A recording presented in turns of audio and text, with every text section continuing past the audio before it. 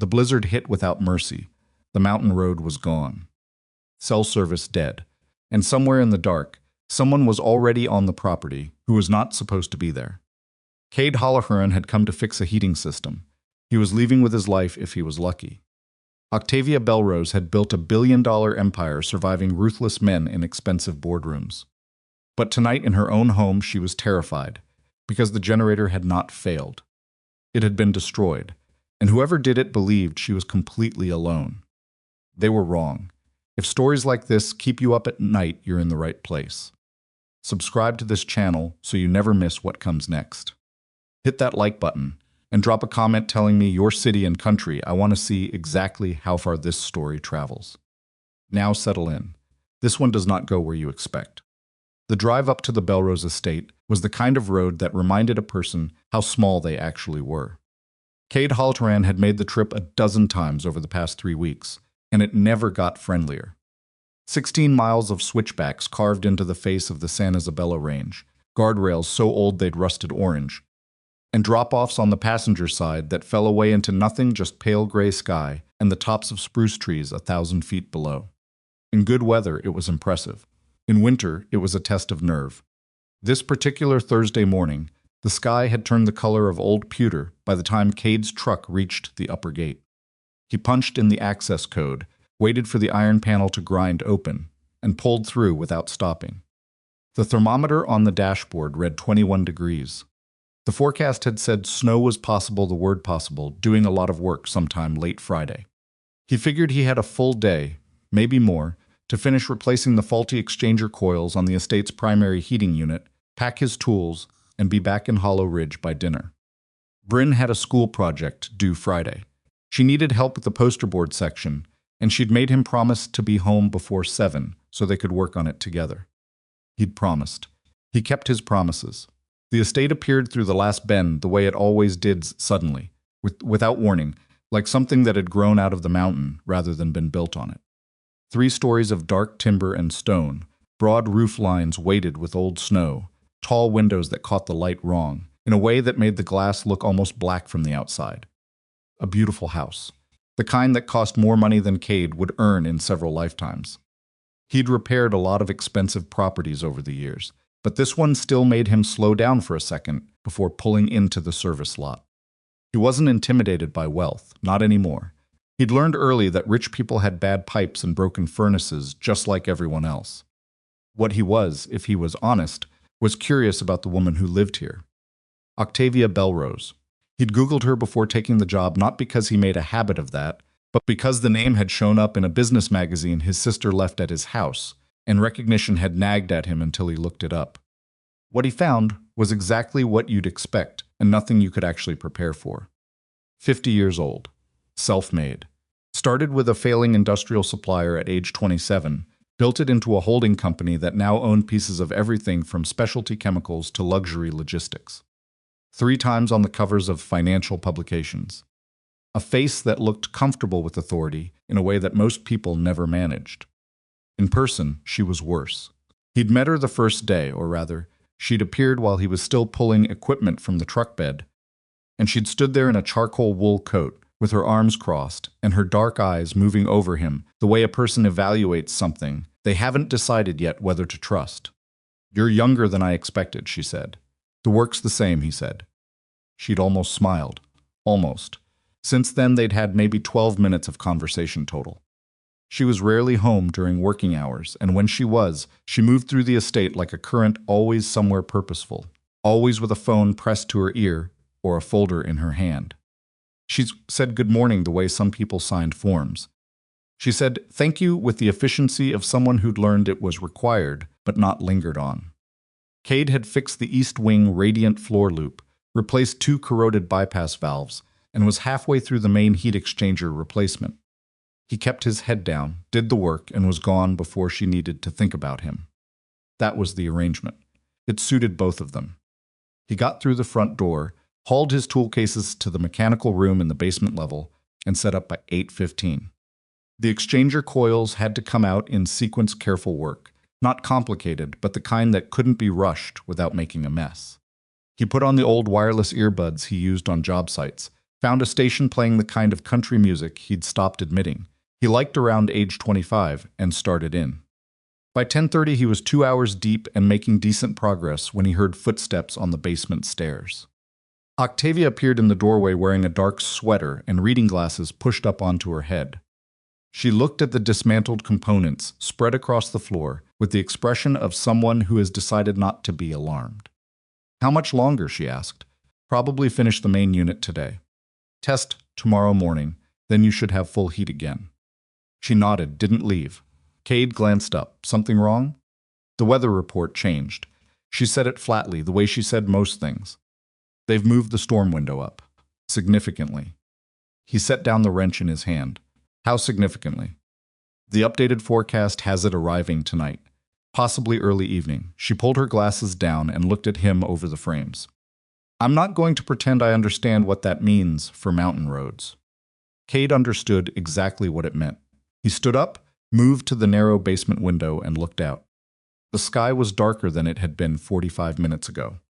The clouds had that particular low, flat look, no texture, no movement, just a ceiling pressing down.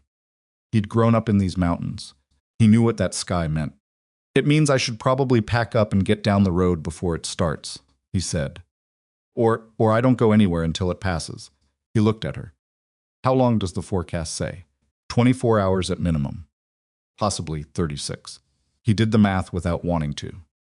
The heating system was currently out of commission, components on the floor, circulation cut, no heat running to the upper levels. If he left now, the estate would be without heat in a serious storm. If he stayed, he'd be here through the night at minimum. He pulled out his phone to call his sister and stopped. No signal. He moved to the doorway, held the phone higher. 1 bar, then none. "The cell repeater on the north tower went down this morning," Octavia said.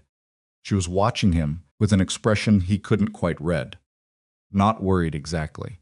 More like someone who had already run the calculations and wasn't going to pretend otherwise.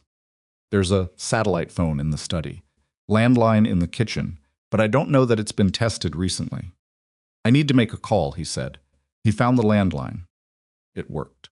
He called his sister, Renata, who picked up on the second ring and immediately told him not to worry about Bryn. She'd already seen the updated forecast. The school had been sending weather alerts all morning, and Bryn was staying over tonight. "She's fine," Renata said. "She's currently eating my cereal and arguing with my son about something I've given up trying to follow. Just stay put if you need to. Tell her I'll call when I can get a signal," Cade said. "She knows, Cade. She's 8, not fragile." He hung up and stood there a moment with his hand still on the receiver. Bryn was fine. That was the only part that mattered. He went back to the mechanical room. The storm hit at 4:17. Not gradually, not the way weather usually introduced itself with a few flakes and some wind as a courtesy warning. This came all at once, like a door thrown open, and within 30 minutes the visibility outside the estate windows had dropped to almost nothing. Snow moving sideways, wind loud enough to hear through 2-foot stone walls. Cade had been racing the clock. He'd gotten the main exchanger reseated and reconnected, started the ignition sequence, and the system had fired up with that particular groan of machinery returning to life that he genuinely liked the sound of a problem being solved. Heat was moving through the lines again. Not perfect yet, it would take an hour to fully pressurize the circulation, but functional. He was washing his hands at the utility sink when the lights flickered. Then the lights went out. Then the generator kicked in. And 30 seconds later, the generator stopped. The house went completely quiet in the way that large spaces do when every mechanical system inside them dies simultaneously. Cade stood in the dark with wet hands and listened to the wind outside. He found his headlamp in the tool bag, clicked it on, and went to find Octavia. She was in the main corridor on the ground floor, already holding a flashlight, already moving toward the back of the house. She did not look panicked. She looked like someone who had been inconvenienced in a way they found personally offensive. "Generator," she said. "I heard it go. It shouldn't have. It was fully serviced 4 weeks ago. Full tank. Where is it?" "Equipment shed. East side of the property." Cade was already putting his coat on. "I'm going with you," she said. "You don't need to." "This is my property." She said it without anger. Just fact. "I'm going." The shed was 80 feet from the back door across a courtyard that had, in the last hour, accumulated 6 inches of new snow on top of whatever was already there. They pushed through it with flashlights angled down, heads dropped against the wind. The generator was a commercial-grade unit, diesel-powered, the kind installed in properties that couldn't afford to lose power for more than minutes. Cade checked the fuel first. Tank was over half full. He checked the circuit breakers, all intact. He checked the ignition relay. Then he found the fuel line. He crouched down and brought the headlamp close. Didn't say anything for a moment? "What is it?" Octavia asked from behind him. The fuel line had a clean slice in it, not a crack from age or a split from coal to cut. Straight, deliberate, made with something sharp. "This didn't fail," Cade said. He kept his voice level. It was cut silence. He turned and looked up at her. In the cone of flashlight, her face was very still. "Octavia, I heard you. Someone cut this line. Probably within the last few hours," he stood. "Have you seen anyone on the property today?" "No." "Is there anyone who has access?" A pause. Not the pause of someone thinking. The pause of someone deciding. "There was a threat," she said. 3 months ago. Then another, anonymous. I didn't." She stopped. Started over. "I chose not to report them." Cade looked at her for a long moment in the dark and the cold and the howling wind. "How many threats?" 4. "What kind?" She turned and started back toward the house. "Let's get inside first." They checked every door and every ground floor window before she would talk. Cade did it methodically, room by room, while Octavia followed, and he noticed she didn't argue about it.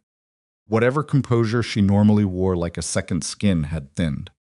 She was still controlled, still precise, but the edges were showing.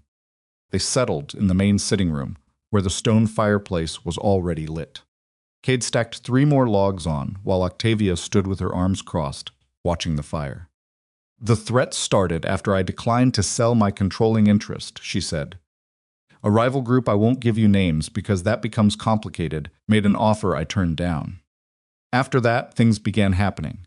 Documents going missing from systems that should have been secure. A driver I'd had for 6 years suddenly resigning without explanation. Small things. The kind that could each be explained individually. But together," Cade said. "Together they formed a picture." She unfolded her arms. Folded them again. It was the most uncertainty he'd seen from her. The threats themselves were direct enough. "Stop resisting the offer. Transfer the shares, or there would be consequences. And you didn't report any of this. I told my head of security." He said he'd investigate. A hard edge entered her voice. "I'm not certain anymore whose side he was on." Cade sat on the stone hearth with his hands loose between his knees. "You have an estate manager, Luther Quaid." "Yes." "Where is he?" "He has a cabin on the lower property. He lives there year-round." She looked at Cade. "He's been with me 11 years." "Okay," Cade said. "You don't sound convinced. I'm not assuming anything yet." He glanced toward the windows. Outside, the storm was fully operational now, the kind of snow that didn't just fall but accumulated with intent. "Here's where we are. The road is closed. We have heat again. The main system I repaired is running, but no backup power if the grid fails again. We have a fireplace in this room that'll work regardless. And we have someone who cut your generator line while the storm was hitting." Octavia looked at him. "You're not afraid." "I'm paying attention," he said. "That's more useful." She was quiet for a second. "Then why are you being calm about this?" "Because one of us is going to need to be." He said it without sharpness. "And you've got enough to deal with already." Something crossed her face that wasn't quite gratitude and wasn't quite offense. Something in between that she seemed to decide to leave alone. "There's food in the kitchen," she said. "The gas range will still work." "Then I'll cook," he said. She blinked. "You'll cook?" "Unless you'd rather." The silence stretched out for exactly 2 seconds before something small moved across her expression that might, in different circumstances, have become a smile. "I don't cook," she said. "I know," he said. "I've seen your kitchen." This time it actually happened brief, reluctant but real. They ate canned tomato soup and bread from the pantry, sitting at opposite ends of a kitchen island that probably cost more than Cade's truck. The fire in the sitting room was the only sound in the house beyond the storm, hammering everything outside. Cade asked Octavia about the estate's layout, exits, interior locks, rooms that could be secured from the inside, and she answered precisely, practically, without drama. She was smart. He'd already known that. What surprised him was how methodical she was under pressure. Most people, when frightened, went either rigid or chaotic. Octavia went focused, like someone who had decided that feeling the fear was fine as long as it didn't slow the thinking. He found himself respecting that more than he expected. It was past 9 when Cade went to check the exterior perimeter one more time before the snow got any deeper, and he found them. Footprints. On the east side of the house, partially filled already by new snow but still visible boot prints, leading from the direction of the equipment shed toward the back courtyard. 2 sets coming in, one going back out, and one set that stopped directly below the study window. He stood there in the dark, with snow coming down on his shoulders and his breath making short clouds in the air, and he felt something cold move through him that had nothing to do with the weather. Whoever had cut that fuel line had come back. Cade went inside and found Octavia in the sitting room. He told her what he'd found without softening it. She didn't flinch. She looked at him across the firelit room with those dark, composed eyes and said very quietly, "What do we do?" And Cade, who had been a single father long enough to know that fear was most dangerous when you let it drive, looked back at her and said, "We make the house work for us. And we stay ready." He didn't tell her that his hands were completely steady. He didn't tell her that his pulse wasn't. Cade didn't sleep. He'd tried, somewhere around 2 in the morning, stretched out on the long leather sofa in the sitting room, with his coat folded under his head and his boots still on.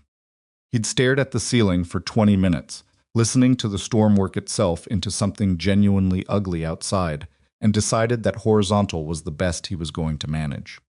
Octavia had gone upstairs around midnight. He'd told her to lock the bedroom door and push something heavy in front of it if she felt better doing so. She'd looked at him like that was slightly beneath her, then gone upstairs, and, he was fairly certain, pushed something in front of the door. He kept the fire going.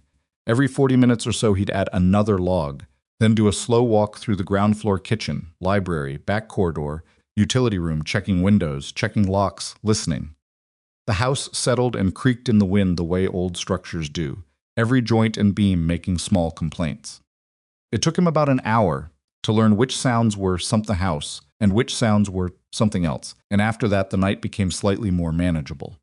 At 4:15 he heard something that was definitely something else. A single impact sound, low, muffled, coming from the east side of the house. He was off the sofa before he'd made a conscious decision to move. He didn't use the flashlight. He moved through the dark with one hand trailing the corridor wall, going from memory of the floor plan he'd been building all evening. The sound had come from the direction of the storage rooms, a narrow wing off the main corridor that connected to the equipment access at the back of the house. He stopped at the corner and listened. Nothing for 30 seconds. Then the soft drag of something being moved across a concrete floor. Cade exhaled slowly through his nose, kept his back to the wall. He had no weapon. He was a heating technician from a mountain town, not a security contractor, but he had a full understanding of the house layout, a headlamp, and the particular advantage of knowing that whoever was in that room did not know he was here. He rounded the corner. The storage room door was partially open, a thin blade of light showing at the bottom a flashlight inside, moving. He crossed the last 12 feet of hallway in 6 quiet steps, put his shoulder against the wall beside the doorframe, and pushed the door all the way open with his foot. The figure inside spun around. It was Luther Quaid. Cade recognized him from the property photographs he'd seen in the estate office his first week on the job, a lean, angular man in his mid-50s, gray-streaked hair cut close, a face that had spent decades in mountain weather and looked like it. He was holding a flashlight in one hand and a flat document case in the other. The document case had not been there when Cade had checked this room at midnight. Luther stared at him. Cade stared back. "Luther," Cade said. "Who are you?" His voice was controlled, not panicked. That was the first thing Cade noticed. He wasn't startled enough. "I'm the heating tech. I've been working the estate for 3 weeks. Cade kept his tone even. "Question is what you're doing in here at 4 in the morning. Luther lowered the flashlight slightly. "I work here. Your cabin's on the lower property. You walked up through that storm in the middle of the night to work. I heard the generator go down. I came to check on things." "The generator went down 8 hours ago," Cade said. "And the fuel line was cut." Something moved behind Luther's eyes. "Fast, controlled, gone vandalism. We've had problems with—" "Stop," Cade said. Luther stopped. "I'm not the police," Cade said. "And I'm not going to stand here and let you finish that sentence because we both know where it ends." He looked at the document case. "What's in the bag?" "Estate records. Financial. Is Octavia aware you're down here?" The pause was a fraction of a second too long. "I'll wake her," Cade said. "Right now, and we'll ask her together." He turned to go.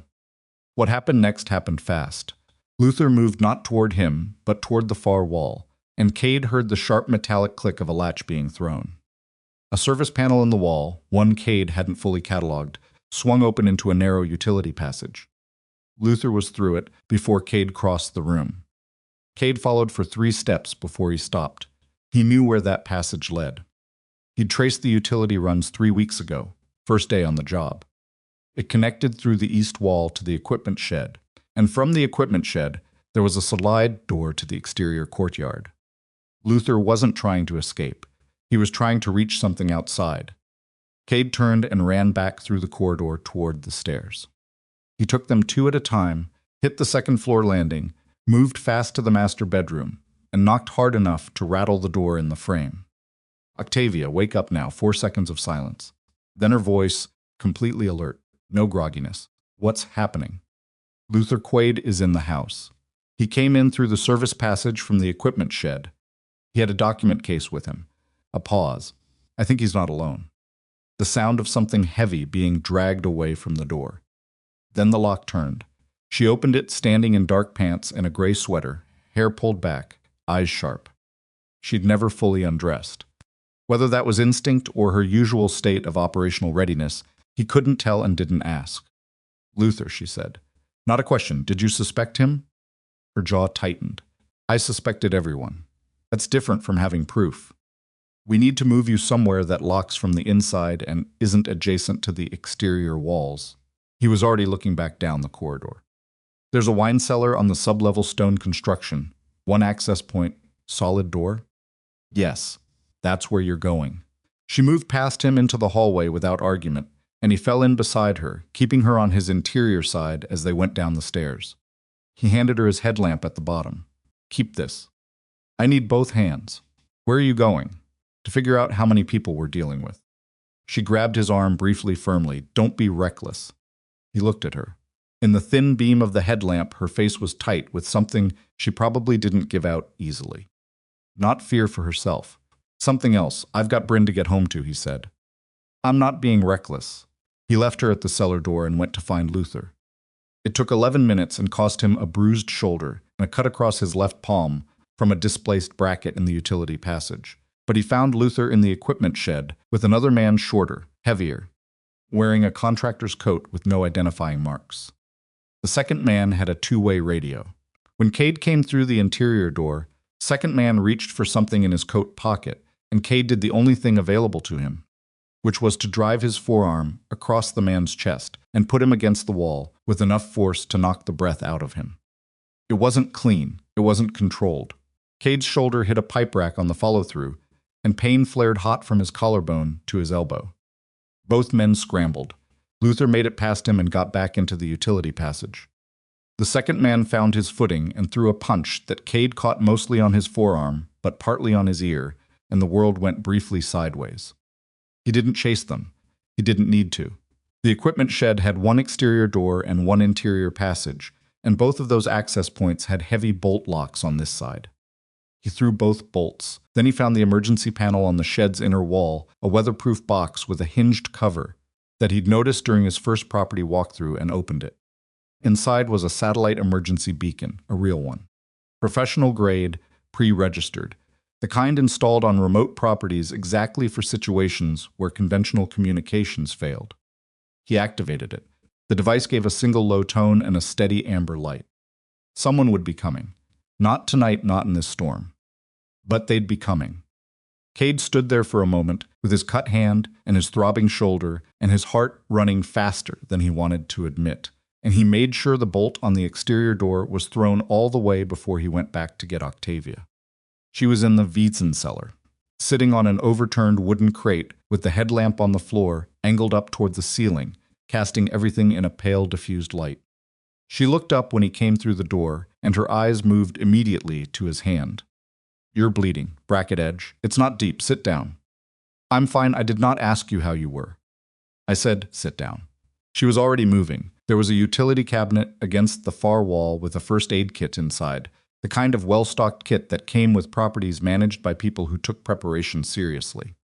She had it open before he'd fully settled onto the crate. He let her work on his hand. She cleaned it with the brisk efficiency of someone who dealt with worse and wasn't interested in dramatics, pressed a gauze pad against the cut, and taped it in place with strips of medical tape applied at precise angles. Luther had someone with him, Cade said. Shorter man. Contractor coat. I don't know who that is. There may be more. I don't know. He watched her hands. She pressed the last piece of tape flat with her thumb and didn't move for a second. I activated the emergency beacon in the shed. Rescue teams will come when the storm clears enough.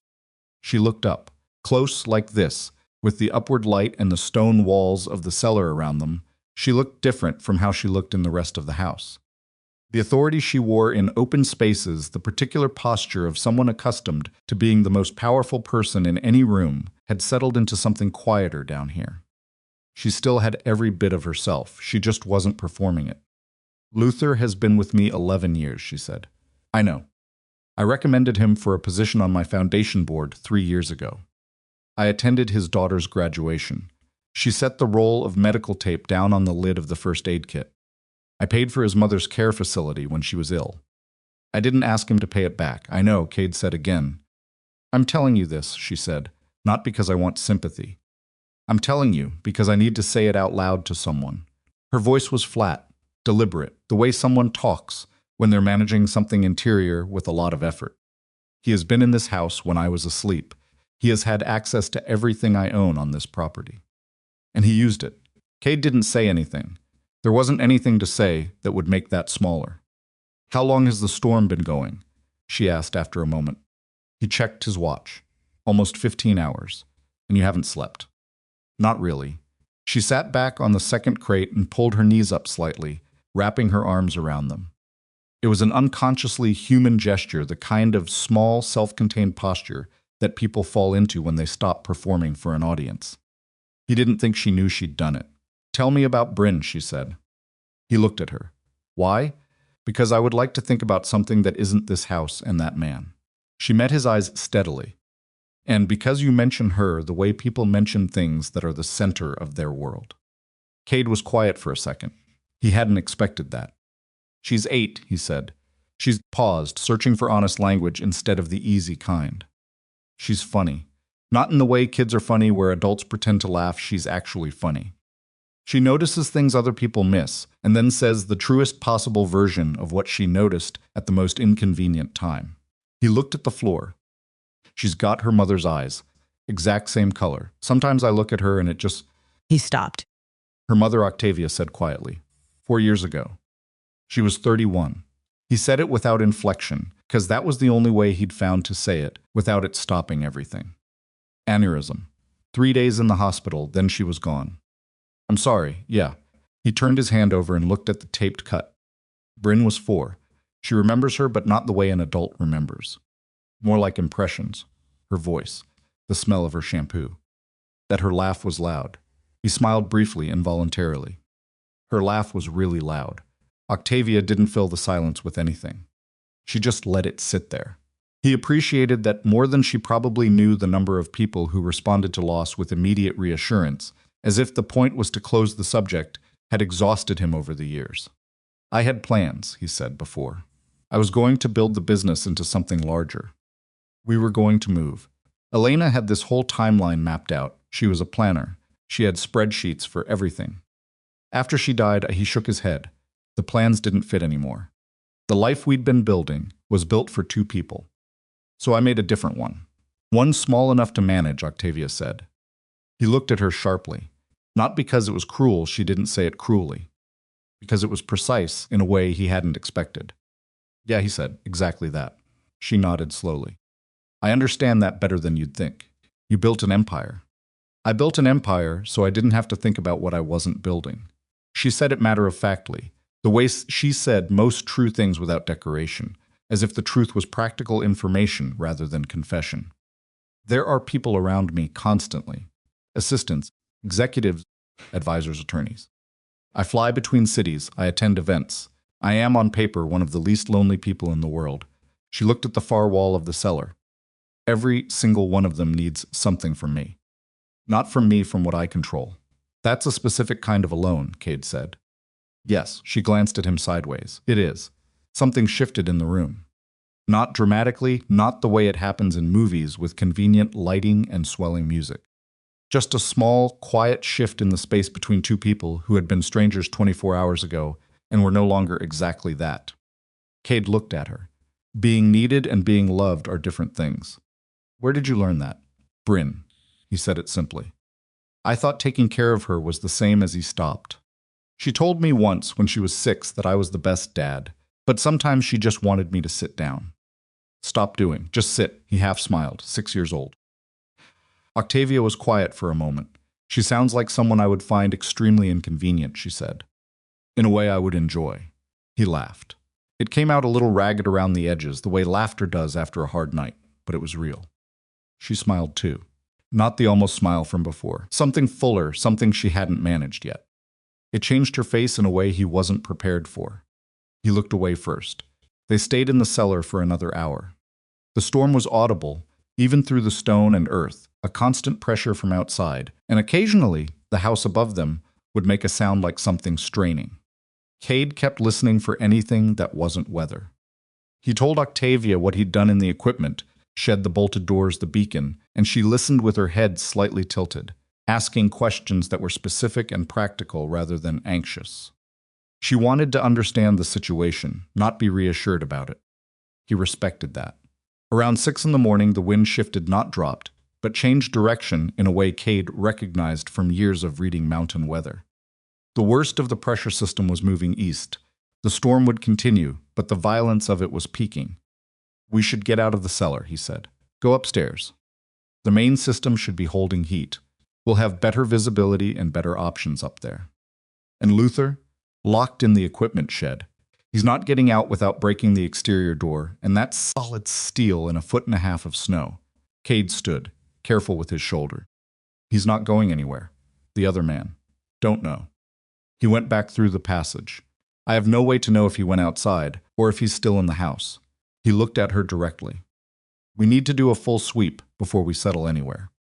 She nodded and stood, reached out and picked up the headlamp from the floor and handed it back to him. Together, she said. It wasn't a question.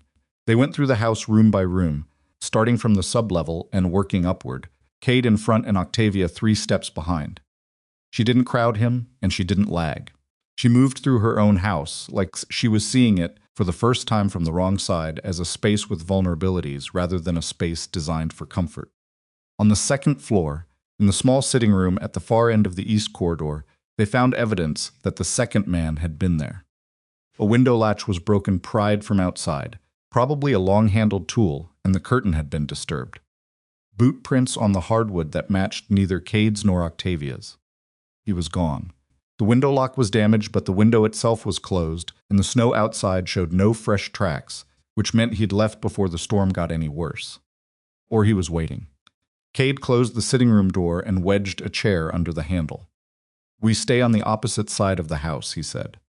Sitting room with the fireplace. One entrance, interior wall, fireplace for heat. Agreed. Octavia was looking at the broken window latch with an expression he couldn't fully read.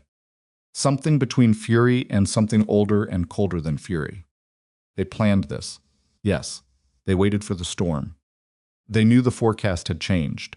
Her voice was very controlled. Someone with access to my communications changed the forecast alert I was receiving. I thought the storm was coming Friday. I sent my security staff home Thursday morning. Cade absorbed this. Someone inside your organization. Someone inside my organization. She said it like she was picking up a piece of broken glass carefully. That narrows it to 11 people who have that level of access. She turned and walked back toward the main corridor. When this is over, I'm going to need to dismantle quite a few things. That's for later, Cade said. I know, she didn't slow down. I'm saying it now because if I don't say it somewhere, I'm going to start thinking about it exclusively, and I need to not do that right now. He followed her back to the sitting room. He rebuilt the fire from the coals while she found a wool throw from the closet and wrapped it around her shoulders without any apparent self-consciousness about doing so. She looked, Cade thought, like someone who was cold in addressing that fact and had moved past caring how it appeared. He'd known people who couldn't do that, people who spent so much energy on how they were perceived in difficult moments that the difficult moment did twice the damage. He put the kettle on the trivet over the fire. There was a cast iron one mounted there, probably decorative but functional, and found instant coffee in the emergency kit he'd assembled the night before from the pantry supplies. "You drink coffee?" he asked, obsessively. "Good. This is bad coffee. As long as it's hot and it exists, I'm not particular." He handed her a mug 20 minutes later. She wrapped both hands around it and didn't complain, which told him more about how cold she actually was than anything she'd said. They sat on opposite ends of the main sofa with the fire going and the storm still going and the house still and locked around them. Outside, the sky had gone from black to a dark gray that suggested dawn was happening somewhere above the cloud cover. "Cade," she said. She said his name like she was testing the weight of it. "Yeah." "What you said earlier about being needed and being loved being different things." She looked at her coffee mug. "Fatherhood taught you that. Bryn taught me that. I just showed up." Octavia turned the mug slowly in her hands. "I have been needed my entire adult life. By employees, by investors, by the company itself." She paused. "I built something that requires me. I made myself indispensable by design, because I thought that was the same as mattering." Another pause, longer. "It isn't." "No," he said, "it's not." She looked at him. The firelight moved across her face. "You know what the strangest part of tonight has been? Not the fear. Not Luther." She shook her head. "The strangest part has been talking to someone who hasn't once tried to manage me."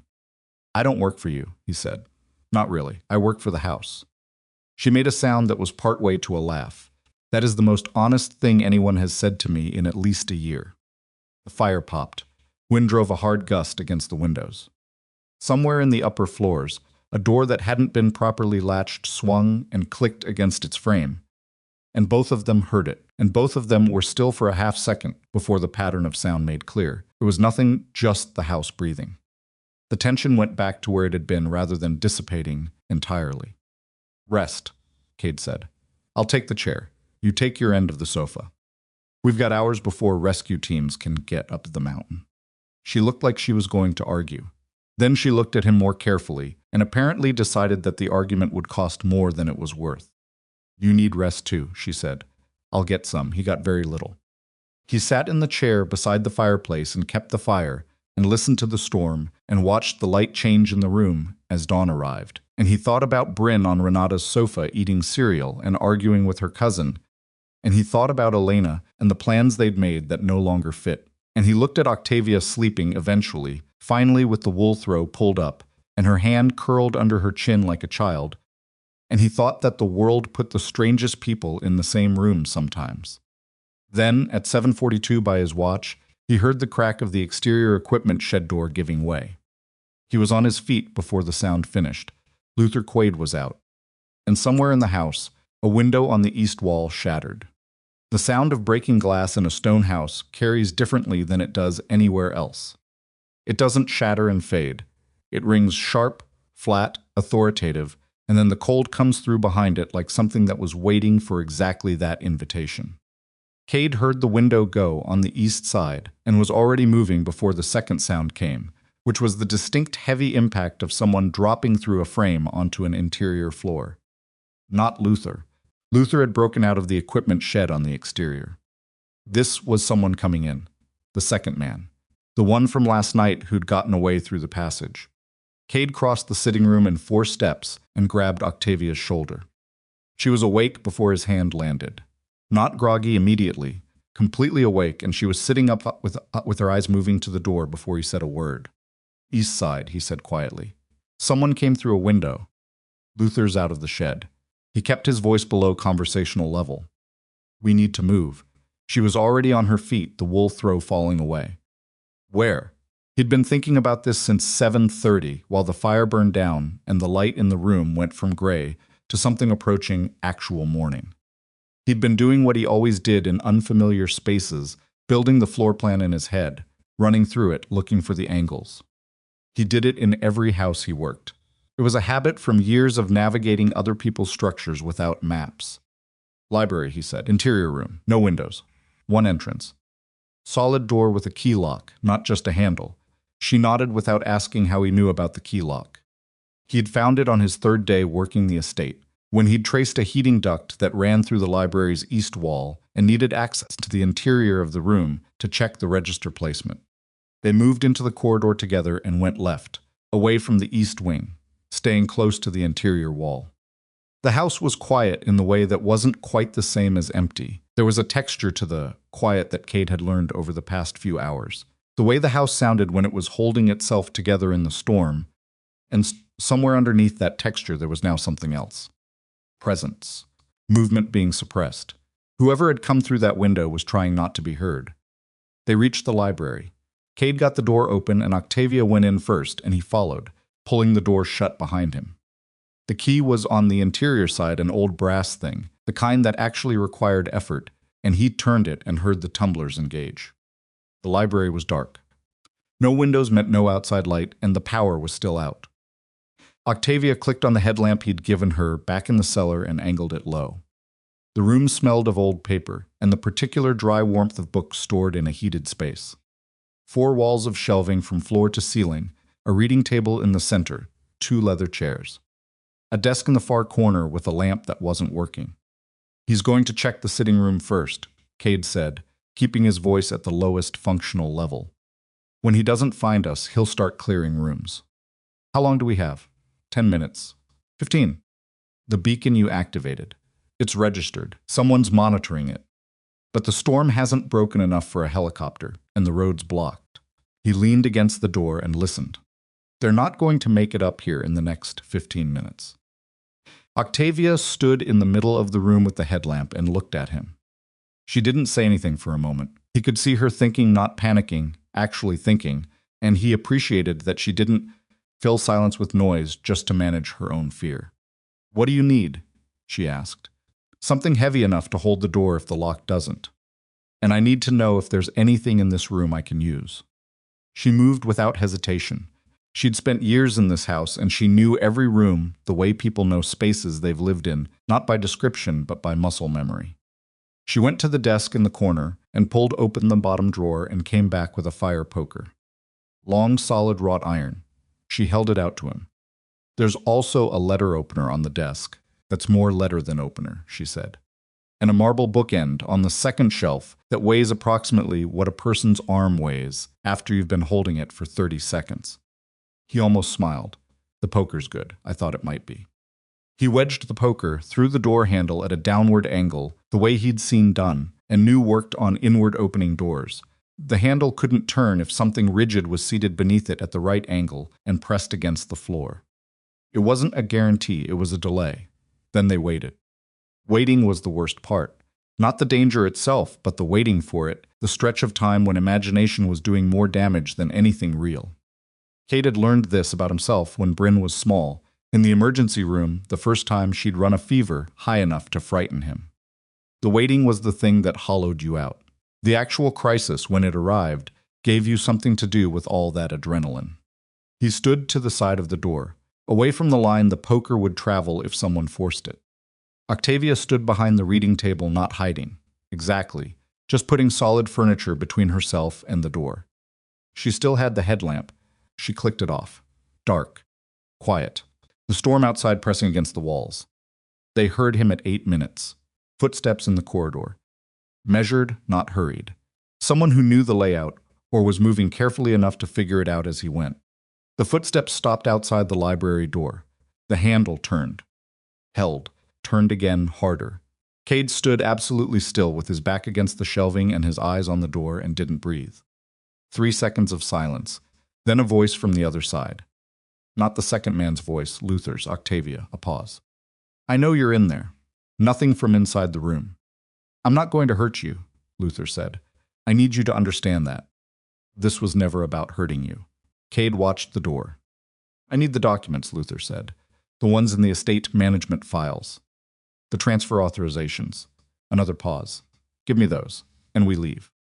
Both of us. You never see us again."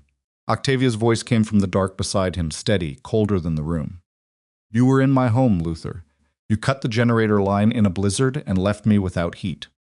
A pause on the other side of the door, longer than before. That was a mistake, Luther said. The storm timing. Don't. Her voice didn't rise. It dropped. Don't tell me it was a mistake. You planned every part of this. The storm gave you cover. You wanted me to evacuate down the mountain so you could access the estate without me here. She stopped for a moment. What I want to know is how long? Silence. How long have you been working against me, Luther? It wasn't a question.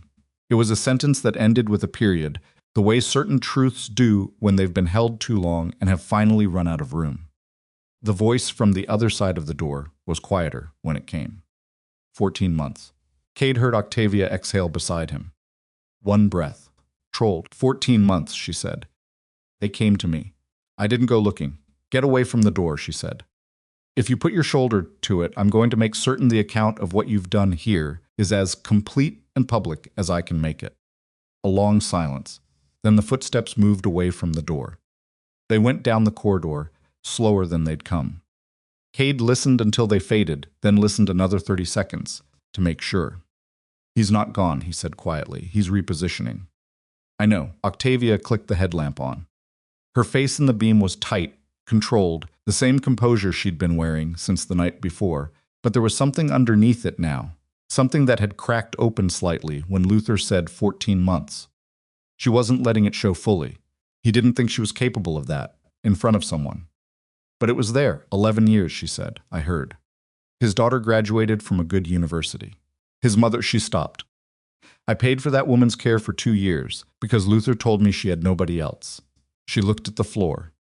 He has a family. People who need him. He threw that away for...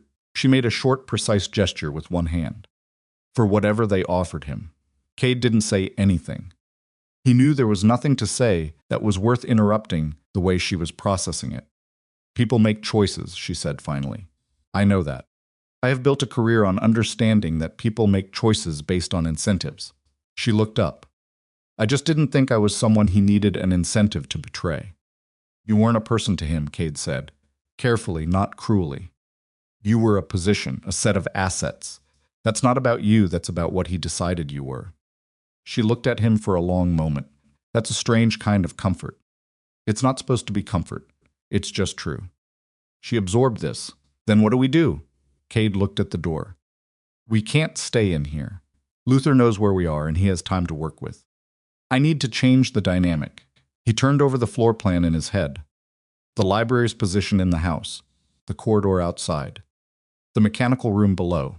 The equipment access. The heating system I repaired runs through the basement. There's a control junction in the mechanical room, the original one I was working on when the storm hit. If I can get down there, I can trigger the fire suppression sensor in the east wing. It'll set off the interior alarm, and it'll also dump CO2 suppressant into the equipment passage Luther used to move through the house. Octavia stared at him. You can do that? The junction's been open for 3 weeks. I know every component in it. He paused. The suppression system won't hurt anyone seriously. CO2 dump in a confined passage, it'll make it extremely unpleasant and force anyone in that passage out into the open. And the alarm? Loud enough to disorient. Changes the whole environment Luther's been operating in. He looked at her. He's been moving quietly. Take that away from him. She was quiet for 2 seconds. What do you need from me? I need you to stay in this room with the door locked. Don't open it for anyone except me. I'll knock 3 times, pause, then twice, that's me. Anything else, don't move. And if you're not back in, I'll be back. Cade. Her voice stopped him. How long should I wait before I decide you're not coming back? He looked at her. The honest answer was that he didn't know, and she knew he didn't know, and they both knew that lying about it would be insulting to both of them. 30 minutes, he said. If I'm not back in 30, there's a secondary satellite handset in the study, top right desk drawer. I confirmed it last night. Use it. She nodded. He pulled the poker out from under the door handle. Lock it behind me, he said. Obviously, she said. He went. The corridor outside the library was empty. He moved fast and low, keeping to the interior wall, heading for the back stairs that led to the basement level. The ground floor was gray-lit by the stormlight coming through windows enough to navigate, not enough for anyone to see detail clearly at range. He used that. He heard Luther once movement in the east corridor maybe 50 feet away, and stopped and waited and let it pass. The back stairs were narrow and dark, and he took them with one hand on the wall and counted the risers the way he'd counted them 100 times over 3 weeks. 14 to the landing, 4 more to the sublevel. He hit the basement floor and moved through the dark to the mechanical room, by memory 12 feet left, door on the right, handle down. The mechanical room still smelled of metal and soldering flux from his work. He clicked on his headlamp and moved directly to the main control junction. It was exactly as he'd left it, panels open, connection points exposed, service documentation he'd taped to the wall for reference still in place. He found the fire suppression control module in 40 seconds. It was integrated into the building management system, a standard configuration in properties this age and size. The East Wing suppression zone had its own isolation valve currently closed, as it would be in normal operation. He didn't want to trigger a full building discharge. He wanted the East Passage and the equipment access zone. He traced the circuit, found the manual override bypass, and held the headlamp in his teeth while both hands worked. The process took 6 minutes. It wasn't fast, and it wasn't pretty. He stripped a cable sheath with his thumbnail, because he'd left his proper tools upstairs and made do, and he touched 2 contacts together that he really should have had insulated gloves for, and he felt the current jump across his fingers in a way that made his whole right arm sing with unpleasant electricity for about 2 seconds. But the system recognized the input. He heard the suppression valve cycle open in the East Passage above a mechanical churning that traveled through the building infrastructure, and then the alarm. The alarm was spectacular. It was the kind of sound that didn't leave room for other sounds. A continuous, percussive, authoritative tone that filled the stone structure from basement to roof and bounced off every hard surface and made thinking clearly feel like trying to read in a windstorm. Cade had expected it to be loud. He hadn't quite anticipated how much it would feel like a physical presence. He was moving back toward the stairs before the first echo faded. He heard shouting from the east side of the house. One voice, the second man, and then a crashing sound that was probably someone exiting the CO2-filled passage very quickly through the nearest available opening, which would be the service door into the courtyard. Good. That was one. He reached the ground floor and stopped. Luther was in the corridor 12 feet from the base of the main stairs, and he was facing Cade, and he had a hunting knife in his hand. Not a weapon someone had brought. Specifically, the estate had a full sporting equipment room off the main hall, and Luther knew this house the way Cade knew the mechanical room. He'd armed himself with what was available. Cade stopped. Luther looked at him. His face was doing something difficult, not the controlled competence of the man who'd walked through the estate for 11 years, but something fractured and uneven. A man who had made a calculation a long time ago and was only now fully understanding the cost of it. "You triggered the suppression system," Luther said. The alarm was still going.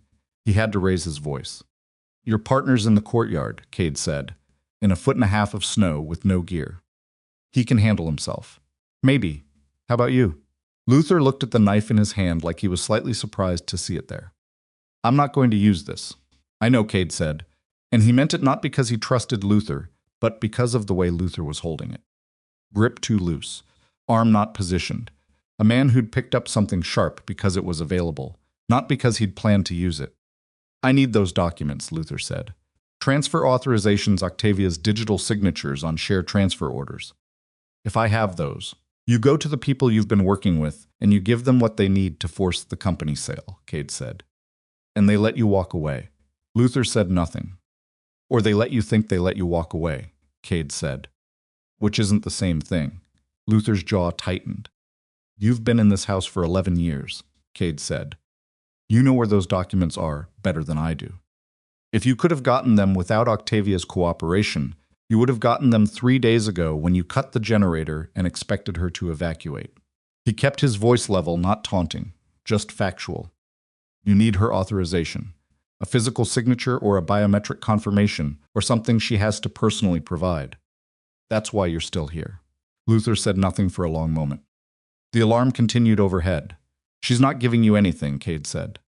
"And the beacon's active.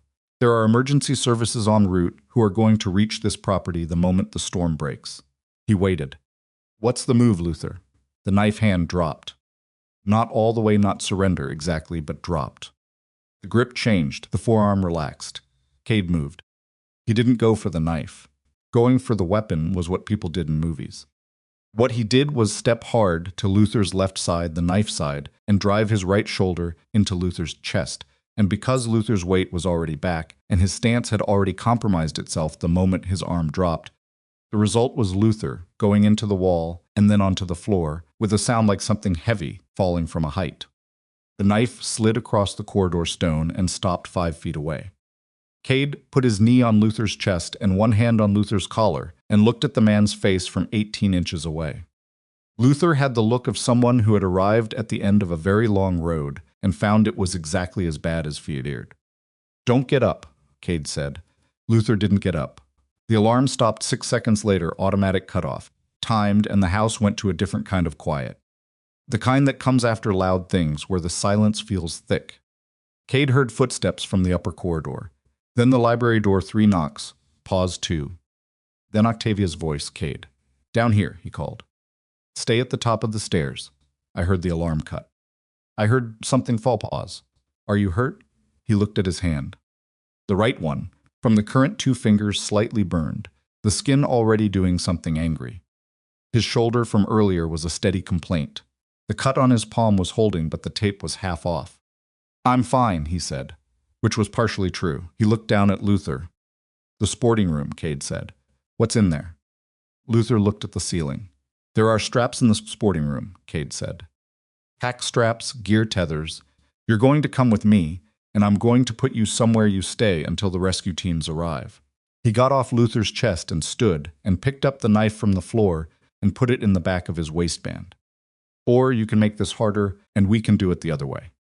Your choice. Luther made his choice. Cade put him in the equipment room on the sub-level, the same room where he'd first found Luther the night before, which struck him as fitting, and used 2 pack straps from the sporting room to secure him to the shelving unit bolted to the wall. Not cruel, not comfortable. He locked the door on the way out. Octavia was at the bottom of the main stairs when he came back through the corridor.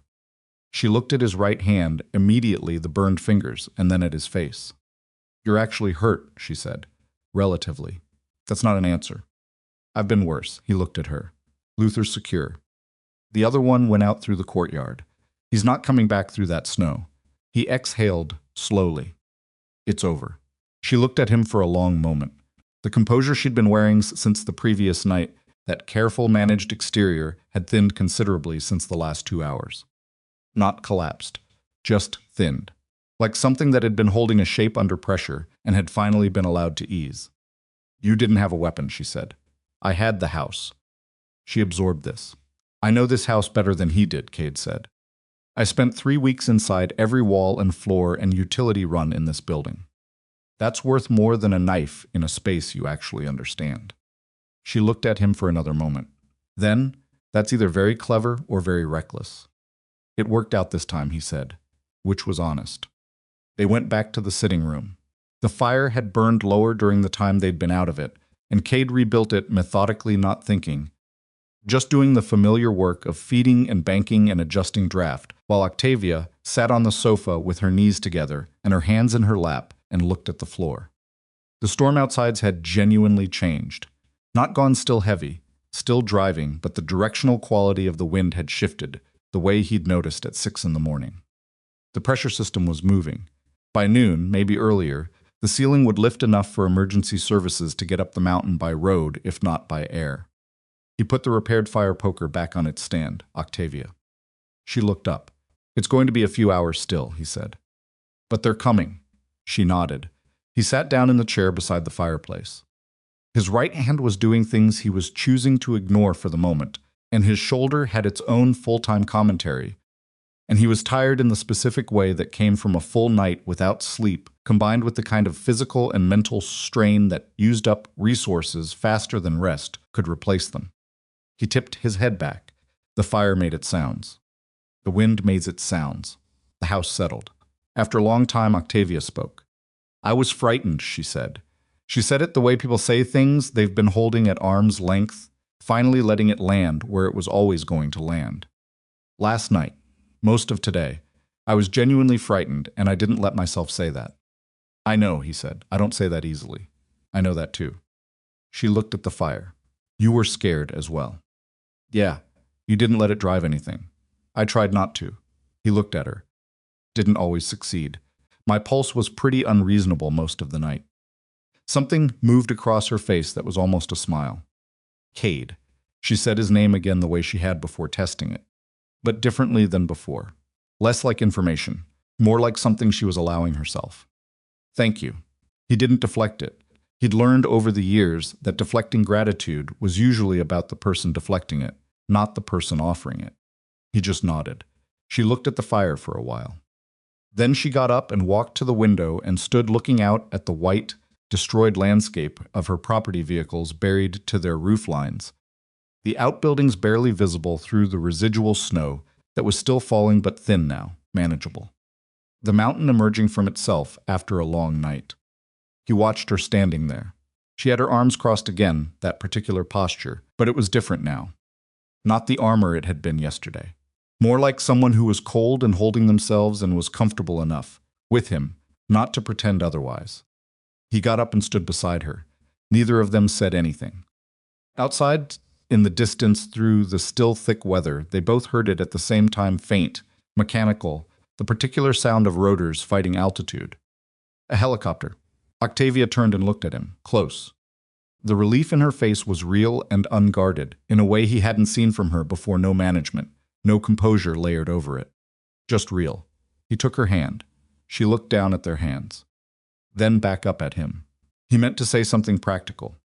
He meant to say they should get their coats and find a clear space outside to signal from. And he meant to keep a sensible few feet of distance from a woman who lived in a world that had essentially nothing in common with his. Instead, he said nothing. The helicopter sound grew. She leaned forward slightly, just slightly, and he met her, and the kiss was brief and quiet, and tasted like cold air and bad instant coffee, and a night neither of them was going to forget, regardless of what came after. When she pulled back, she looked at him with an expression he couldn't quite name. Something between steadiness and something much less steady.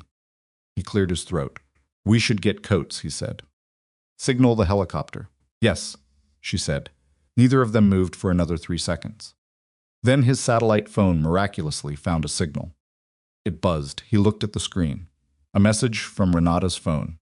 A photograph attached Bryn at the kitchen table, grinning at the camera with something dark around the corner of her mouth that was probably chocolate, holding up a hand-drawn sign that said, Dad, are you safe? Below the photo, in Bryn's own typing, with 2 spelling errors and 0 punctuation, yes. We are fine, I made pancakes. Renata says to come home when you can love Bryn. Cade stood with the phone in his burned, taped, ridiculous hand and felt something loosen inside his chest that had been tight since 4:15 the previous morning. He looked up. Octavia was looking at the screen. She hadn't meant to see it, he could tell by the quick way. Her gaze moved back to his face, but she'd seen it. The photograph, the sign, the words. Her expression did something complicated and then went very still. She looks like you, Octavia said quietly. She looks like her mother, he said. Around the eyes. Octavia nodded slowly and looked back toward the window, where the helicopter sound was now a steady presence beating through the air. Then, very quietly, so quietly he almost missed it under the noise, she said, Don't tell her about tonight. He looked at her. Don't tell her about... He stopped. About what? She turned to face him, and her expression was something he hadn't seen from her in the past 24 hours. Not fear of Luther, not the cold authority of the boardroom. Something much more vulnerable than either, and much harder for her to hold. About any of it, she said. About... She stopped. Started again. About the kiss. He was quiet. I need you to understand something. She held his gaze steadily, even though it clearly cost her. I know what I am. I know what it looks like when a woman like me enters the life of a man who has a child. And I know what that child has already lost. Her voice dropped slightly. I won't be the reason, she thinks. She stopped again. He looked at her carefully.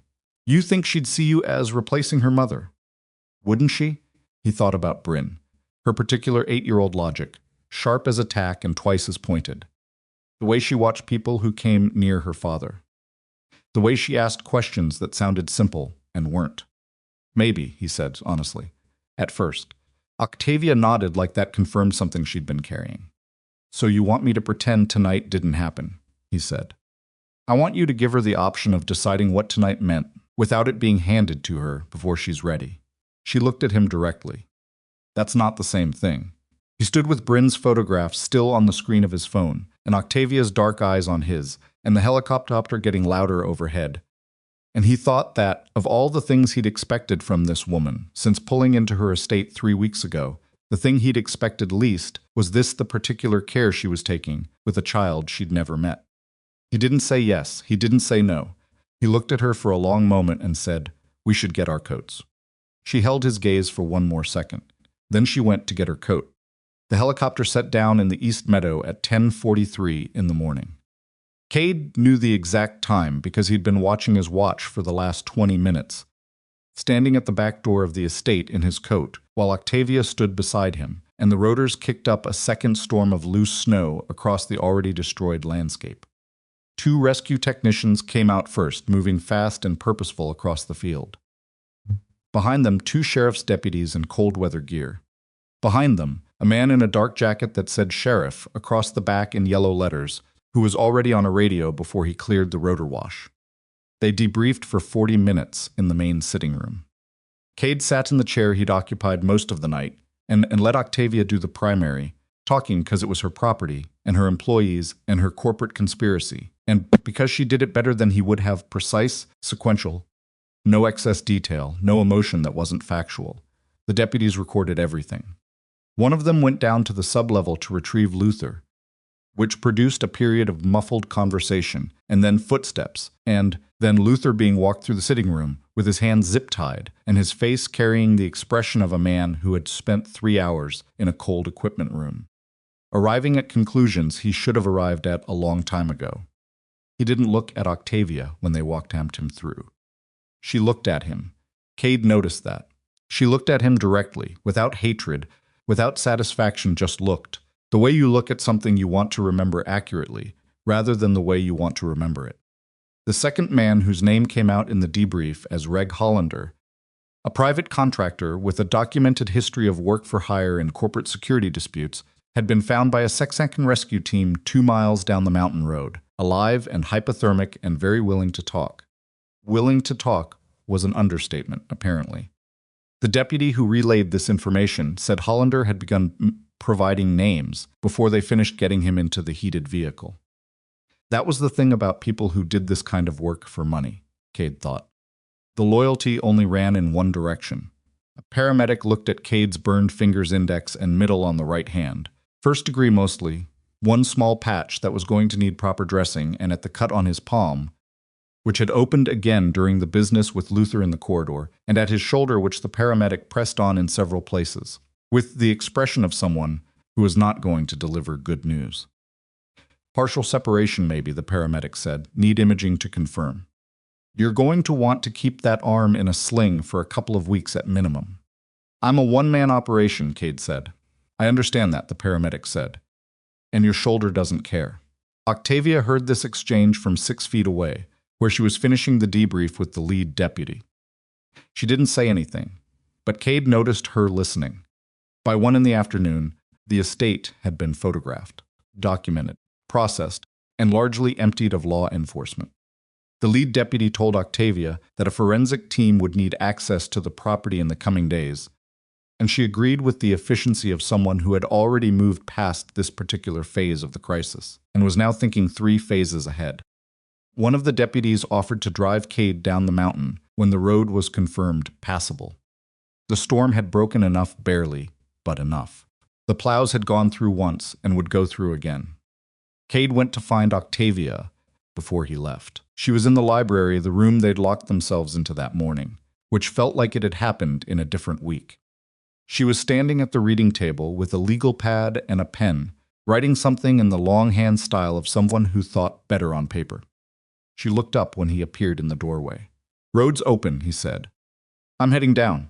She set the pen down. "Your hand." "I'll get it looked at in town." "And the shoulder."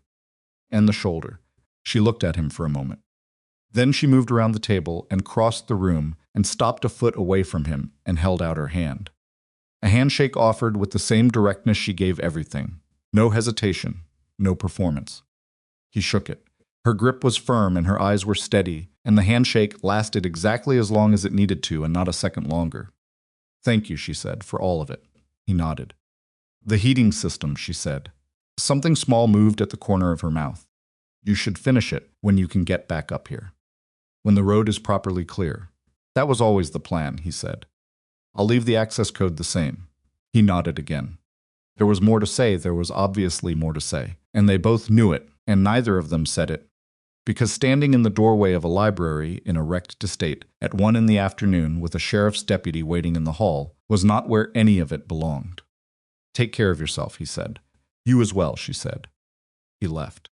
The drive down the mountain was slow and white-knuckled, the deputy's vehicle grinding through snow that the plow had moved to the sides, but hadn't fully cleared, and the drop-offs on the passenger side looking exactly as serious as they always did. Cade sat in the back with his arm braced against his side and his burned hand in his lap and watched the mountain go past the window, and thought about almost nothing for the whole 16 miles. When they reached Hollow Ridge proper, and the deputy pulled up to the medical clinic on the main street and told him they'd prefer he get assessed today rather than later, Cade said yes without argument. He sat in a clinic waiting room for 40 minutes, and then a doctor pressed on his shoulder in the same places the paramedic had, and confirmed a partial AC separation, taped him into a sling, dressed his hand, and told him no heavy lifting for 3 weeks.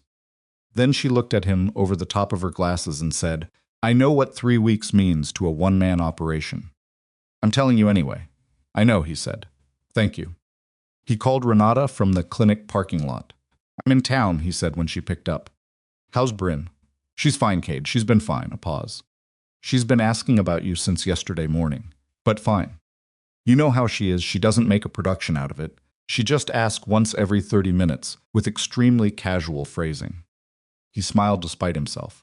"I'll come get her. She's at school. I took her this morning. The roads are okay down here." Another pause. "Cade, what happened up there?" "The news is saying something about an arrest at a private estate on the San Isabella." "I'll tell you later," he said. "Are you actually okay?" He looked at the sling on his arm, the taped hand. The view of Hollow Ridge's main street, which looked exactly as it always did, ordinary and small, and exactly where he'd chosen to be. "Yeah," he said, "I'm okay." He picked Bryn up from school at 3:15. She came through the side door with her backpack hanging half off one shoulder and a piece of paper in her hand, and stopped when she saw him leaning against the truck. Her face did something fast and complicated relief, and then the effort to make the relief looked casual, which she managed about as well as an 8-year-old could manage it, which was not well at all. She walked up to him and looked at the sling. "What happened to your arm?" she asked. "Hurt my shoulder." "It's okay. Is that why you didn't come home last night?" "Part of it. Also, the storm trapped me up on the mountain." She processed this. "Then, were you scared?" He crouched down, which pulled at his shoulder in ways he was going to ignore, and looked at her directly. "A little bit. Yeah." Bryn considered this seriously, the way she considered most things, not rushing to the next part, actually sitting with it. "Then, but you were okay. I was okay." She nodded. Then she held up the piece of paper she was carrying, the school project, the poster section he'd promised to help with. It was already finished. Colored markers, careful lettering, a hand-drawn diagram in the center that was better than he'd expected from someone who insisted she couldn't draw. "Renata helped," Bryn said.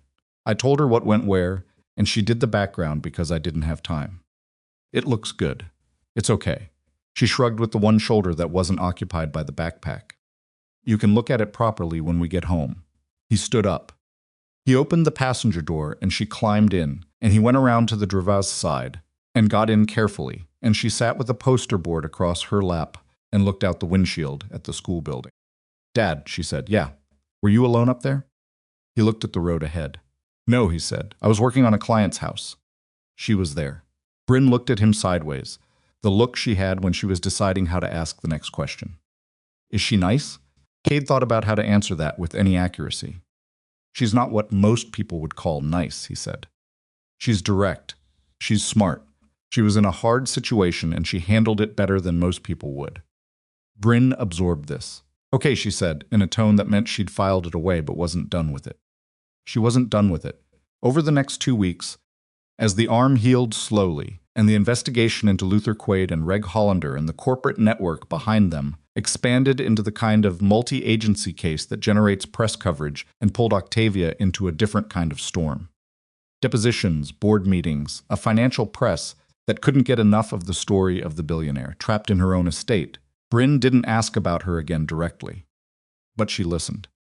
She was a dedicated listener, Bryn, in the way that quiet children often are absorbing peripheral information with the patience of someone who understands information that adults give one in more than they intend to when they think they're not being observed. She heard Cade on the phone with his attorney about the potential workers' comp implications of the shoulder injury. She heard him on the phone with Renata talking about the case in the shorthand way he used when he was trying to minimize Einstein's information in her direction, which never worked the way he thought it did.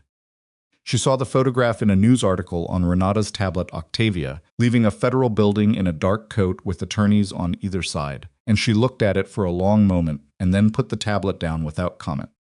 Cade went back to the estate 2 weeks after the blizzard, when the road was fully clear and his arm had enough function to work with, and finished the heating system. Octavia wasn't there, she was in the city. Her assistant had told him, expected back Thursday. He worked 2 full days and left an invoice and a completed job report on the kitchen counter. The invoice was paid within 4 hours of him leaving. Nothing else happened for another week. Then Octavia called. He was in his truck in a hardware store parking lot when the number came up on his phone, a private number, but she'd texted him 2 days after the rescue to give it to him, saying something about him having earned the right to reach her directly. He answered. The case against Luther and Hollander has enough to move forward, she said. No preamble. She didn't do preamble. My legal team is confident. It's going to take time, but the outcome should be what it needs to be. Good, he said. I also had an audit done of my internal communications infrastructure. Found the leak. Closed it. A pause. The 11 people who had that level of access are now 9. Neither departure was voluntary, also good. A pause. Slightly longer than a transitional pause. I'd like to come to Hollow Ridge, she said. Saturday, if that works. I have something to return to you. He looked out the windshield at the hardware store parking lot. A couple of teenagers were trying to fit a large piece of lumber into a car that was clearly not going to accommodate it. He watched them try 3 different angles. What do you need to return? He asked. Your tool bag. You left a secondary case in the mechanical room. Another pause. I'm aware I could have a driver bring it. I'm choosing not to. He said, Saturday works. She arrived at 9 in the morning in a car that was expensive but not ostentatiously, so a dark blue SUV that she drove herself. No driver, no assistant. She parked in the street in front of his house and got out in jeans and a dark gray coat, the tool bag in one hand, and stood on the sidewalk looking at the house with an expression he couldn't read from the window. He met her at the door. She held out the tool bag. He took it. You could have had someone bring this. I said that already. I know. She looked at him. He looked at her. The particular awkwardness of 2 people who had been through something together and were now standing on ordinary ground, trying to remember how ordinary ground worked. Come in, he said. She came in. The house was exactly what it was, a 3-bedroom on a quiet street in a mountain town, well maintained because Cade fixed things for a living and couldn't ignore a problem in his own space, but modest in the way that places are when the budget goes entirely to function and nothing is left over for display. The kitchen was the center of the house, the way it was in houses where someone actually cooked. There were drawings on the refrigerator bins, various stages of artistic development, held up by magnets from every museum and attraction they'd visited in the past 3 years. Octavia looked at the refrigerator drawings without making a point of looking at them. Coffee? He asked. He made coffee. She sat at the kitchen island, not the expensive kind, just the kind with a butcher block top he'd installed himself 3 years ago, and wrapped her hands around the mug the way she had that night in the estate, and he sat across from her.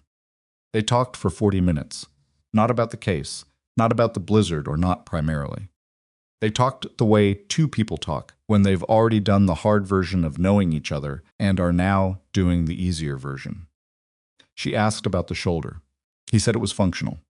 She asked about the business. He told her about a Victorian restoration downtown that was going to be 6 months of work, and she asked questions that were actually informed because she had experience with commercial real estate and historic building codes, and he found himself answering in more detail than he usually gave clients because she was actually keeping up. She was, he realized again, genuinely interesting to talk to. Not interesting in the way that powerful people sometimes were, where the interest was a performance, where they asked questions they didn't care about the answers to. She was interested because she was interested. She'd built an empire by actually paying attention to things, and that didn't switch off when the things were small. They were still talking when the front door opened and Bryn came in. She'd been at a friend's house 2 streets over, and she came in the way she always did, backpack, dropped by the door, shoes kicked off, already talking before she'd fully cleared the threshold. Dad, Mia says, there's a new trail opened on the north face. Can we go this weekend? She went with her dad and said it's actually good for her. She stopped. She looked at Octavia. Octavia looked at her. Cade watched his daughter's face run through approximately 4 separate calculations in 2 seconds. Recognition first, Bryn had seen the news article on Renata's tablet. Then assessment, the specific measuring look she turned on anyone who entered the house. Then something more complicated that he couldn't entirely parse from the outside. Hi, Bryn said, carefully. Hi, Octavia said, just as carefully. She didn't stand up. She didn't lean forward with the over-cheerful energy that adults sometimes deployed on children like it was a communication strategy. She just said hi and waited. Bryn walked to the kitchen and dropped her backpack on the chair beside the island, the chair she always used, and looked at Octavia from 4 feet away. You're the lady from the news, Bryn said. From the mountain. Yes, Octavia said. You were the one Dad got stuck with in the blizzard. Also yes. Bryn looked at the coffee mug in Octavia's hands. Then at the one in front of her father. Then back at Octavia. Why are you here? Bryn asked. Not rude, she had the particular directness of a child who hadn't learned yet that adults considered certain questions impolite, or had learned it and decided it was a convention that didn't interest her. Cade said she was returning something I left at the estate. We were having coffee. Bryn looked at him with a look that said she'd received that answer and was filing it under not the complete picture. Then she looked back at Octavia. My dad says you're smart. Octavia blinked. Did he? He said you handled a hard situation better than most people would. Octavia glanced at Cade. He had the grace to find something interesting to look at on the countertop. That's more credit than I deserve, Octavia said. Your father handled most of the hard parts. He does that, Bryn said, with a matter-of-factness that was almost unsettling. He fixes things. That's what he does, I noticed. Bryn opened the refrigerator and got out the orange juice and poured herself a glass with the unconscious competence of someone who had done this 10,000 times. She put the carton back with the handle facing out. She was particular about that and turned around. Are you going to keep coming here?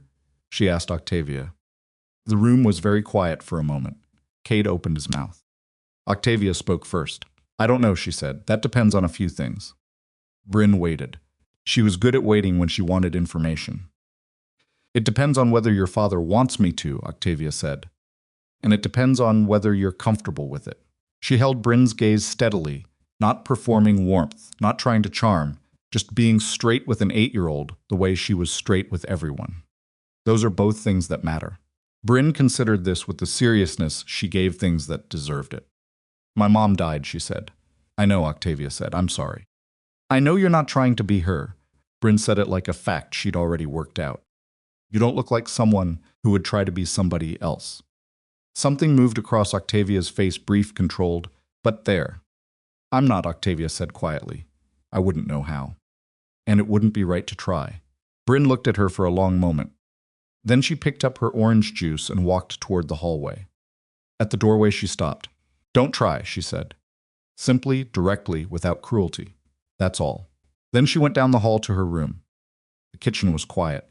Cade looked at his coffee. Octavia looked at hers. Well, Octavia said after a moment. Yeah, Cade said. She's exactly as you described. She's actually worse, he said. You caught her on a calm day. Octavia smiled. A real one, the full version of it, the one that changed her whole face.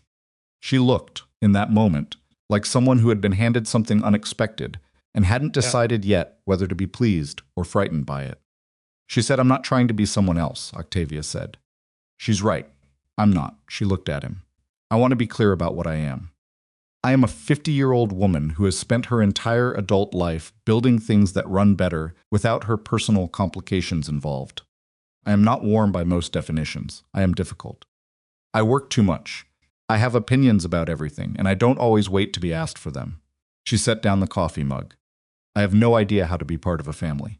Nobody does, Cade said. You figure it out as you go. That's not reassuring. It wasn't meant to be. She looked at him. He looked back. I spent 30 years building something that needed me, she said. I told you that night in the cellar. I've been thinking about it since. She paused. I want to try something different. Something that doesn't need me but might want me there anyway. Her voice was even. Controlled. But the meaning of it wasn't controlled at all. I understand that means earning it, not purchasing it, not organizing it, earning it. Cade was quiet for a moment. Bryn said, don't try to replace her mother, he said. Yes. She didn't say don't come back. Octavia absorbed this carefully, the way she absorbed things that mattered. No, she said, she didn't. 4 weeks later, Octavia's board of directors met in emergency session.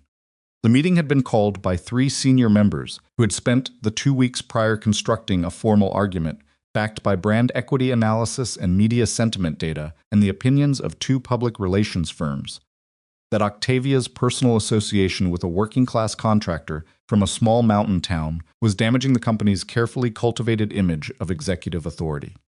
They presented it in a conference room on the 41st floor with a projection and a leave-behind document and the specific careful language of people who had decided they were delivering business advice rather than a personal judgment.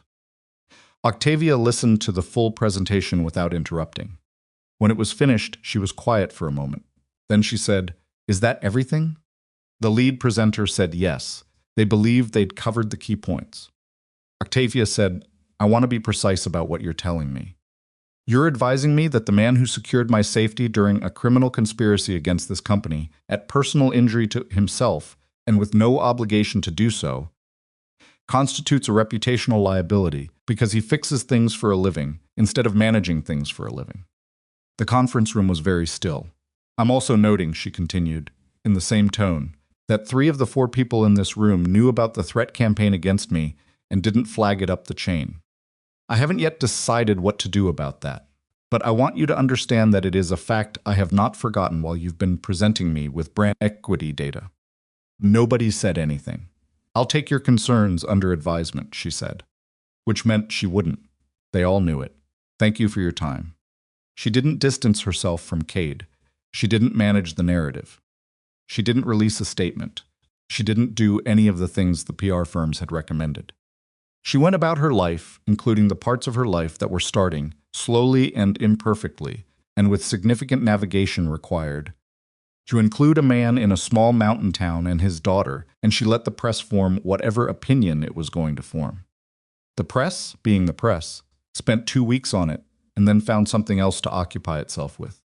Cade heard about the board meeting from Octavia a week after it happened, when she was sitting in his kitchen again, which had become, in some quiet and unremarked upon way, a place she sometimes sat, and he asked how the week had been. She told him about it without particular emphasis. He listened. They weren't wrong that it costs you something, he said. Reputationally. Whatever. I know. I'm not going to pretend that's not real. I know that too. She looked at him. Do you know what 30 years of protecting an empire gets you, Cade? At the end. When you look at what's actually there. He waited. A very well-protected empire, she said. That's all. She looked at the kitchen, at the refrigerator drawings, at the butcher block counter, with the small gouge in the corner that he'd never gotten around to fixing, at the ordinary light coming through the ordinary window. I spent 30 years choosing the empire every time there was a choice to make. I'm choosing differently now. He was quiet for a moment. Bryn has a soccer game Saturday, he said. She looked at him. It's at 10. The field at Ridgecrest Park. He met her eyes. If you wanted to come. She was quiet for 3 seconds. I'll be there at 9:50, she said. There's nowhere near enough parking. I'll manage. He almost smiled. I know you will. She looked back at the window. Cade, she said. Yeah. She said, don't try to replace her mother. She paused. What did Elena like? What mattered to her? Not for me to imitate, I mean it. I won't do that. I just... She stopped, started differently. Bryn came from someone. I want to understand who. It was the most unexpected thing she could have asked. He sat with it for a moment. Then he talked about Elena, not the loss of her, not the grief version of her, but the actual her. The loud laugh, the spreadsheets, the way she'd argued about everything and meant none of it personally.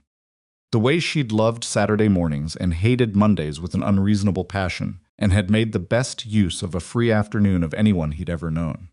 Octavia listened. She didn't say, "I'm sorry." And she didn't say she sounds wonderful in that rote way people said it. She asked 2 questions, specific, real questions, and listened to the answers. When he finished, she was quiet for a moment. She sounds like someone Bryn was lucky to come from, she said. She was, he said. They sat in the kitchen with the afternoon light coming through and the coffee going cold, and it wasn't a perfect moment. His shoulders still pulled when he reached too far, and her schedule was a genuine problem. And Bryn was 8 years old, and the road ahead of all 3 of them was going to have plenty of difficult parts in it. But it was a real moment. 2 real people in a real kitchen, having a real conversation about things that mattered. That was, Cade had come to understand, as good as it actually got. And for the first time in a long time, it felt like enough. The trial took 11 months. Not 11 months of constant courtroom drama. That wasn't how these things worked. And anyone who expected otherwise hadn't dealt much with the legal system in its actual form, which moved with the particular grinding patience of something that had been doing this for centuries and had no interest in anyone's schedule. There were motions and continuances and pretrial hearings and procedural arguments that produced paperwork in quantities that Cade, when Octavia described them, found genuinely difficult to imagine.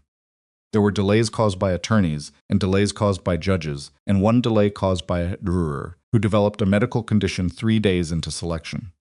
Luther Quaid pleaded not guilty in the first hearing and guilty in the 7th, when his own legal team apparently explained the weight of the forensic evidence in terms he could no longer find productive to dispute.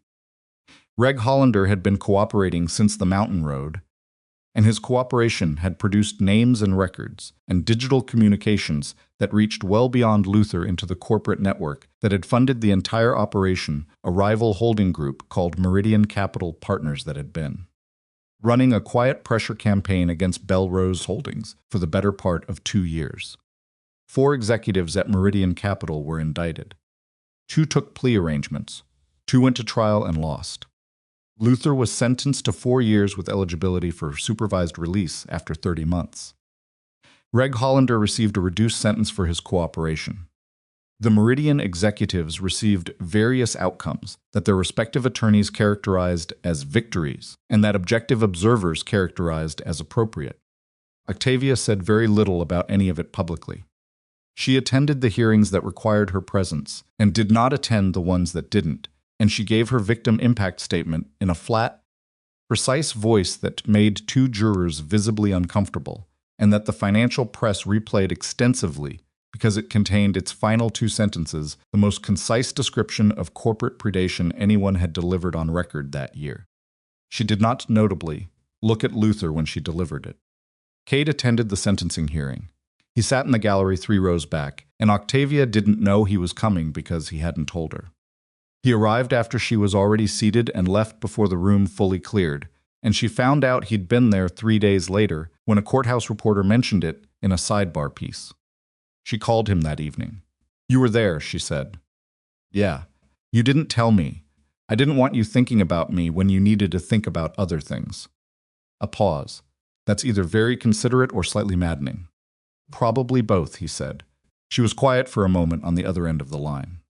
He could hear the particular quality of her silence. He'd learned to read her silences over the past months the way you learn to read weather in a place you'd lived long enough. This one was the kind that had something underneath it that she was deciding how to handle. "Thank you," she said finally, "for being there. I know how long you waited for that day," he said. Seemed like something you shouldn't have to sit through with only attorneys for company. Another pause. Longer. Cade. Her voice had something in it he didn't hear often, something less processed, less managed. "Do you understand that almost no one in my life would have the thought to do that?" He didn't know what to say to that. So he said the honest thing. "That's a problem with your life, not a virtue in me."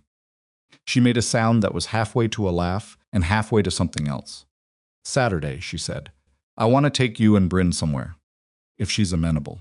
Where the estate, she said. It's been a year. Almost exactly.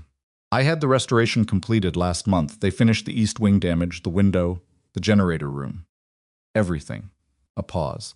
I want to go back and have it be different than it was. He understood that. He understood it better than she probably expected him to. I'll ask Bryn, he said. Bryn's response when he asked was characteristically Bryn.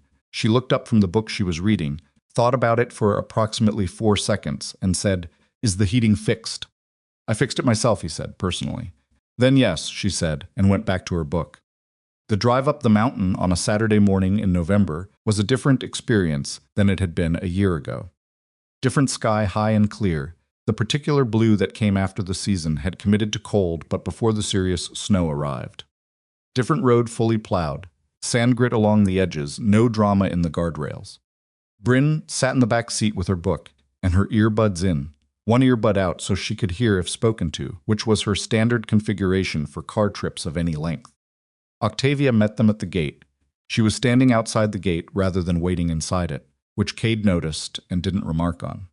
She was in a dark coat and boots, her hair down, and she had the look of someone who had been waiting for a few minutes and had filled the time by thinking, rather than by checking her phone. Bryn took the earbud out when she saw her. Hi, Bryn said, through the open window. Hi, Octavia said. Your gate is taking a long time to open. I know. It's been doing that. I have someone coming to look at it. My dad could probably fix it, Bryn said. Not as a compliment, exactly. As a fact. Bryn, Cade said. What? He could. Octavia looked at Cade with an expression that was doing several things at once. I'm sure he could, she said. The gate finished its slow arc and Cade pulled through.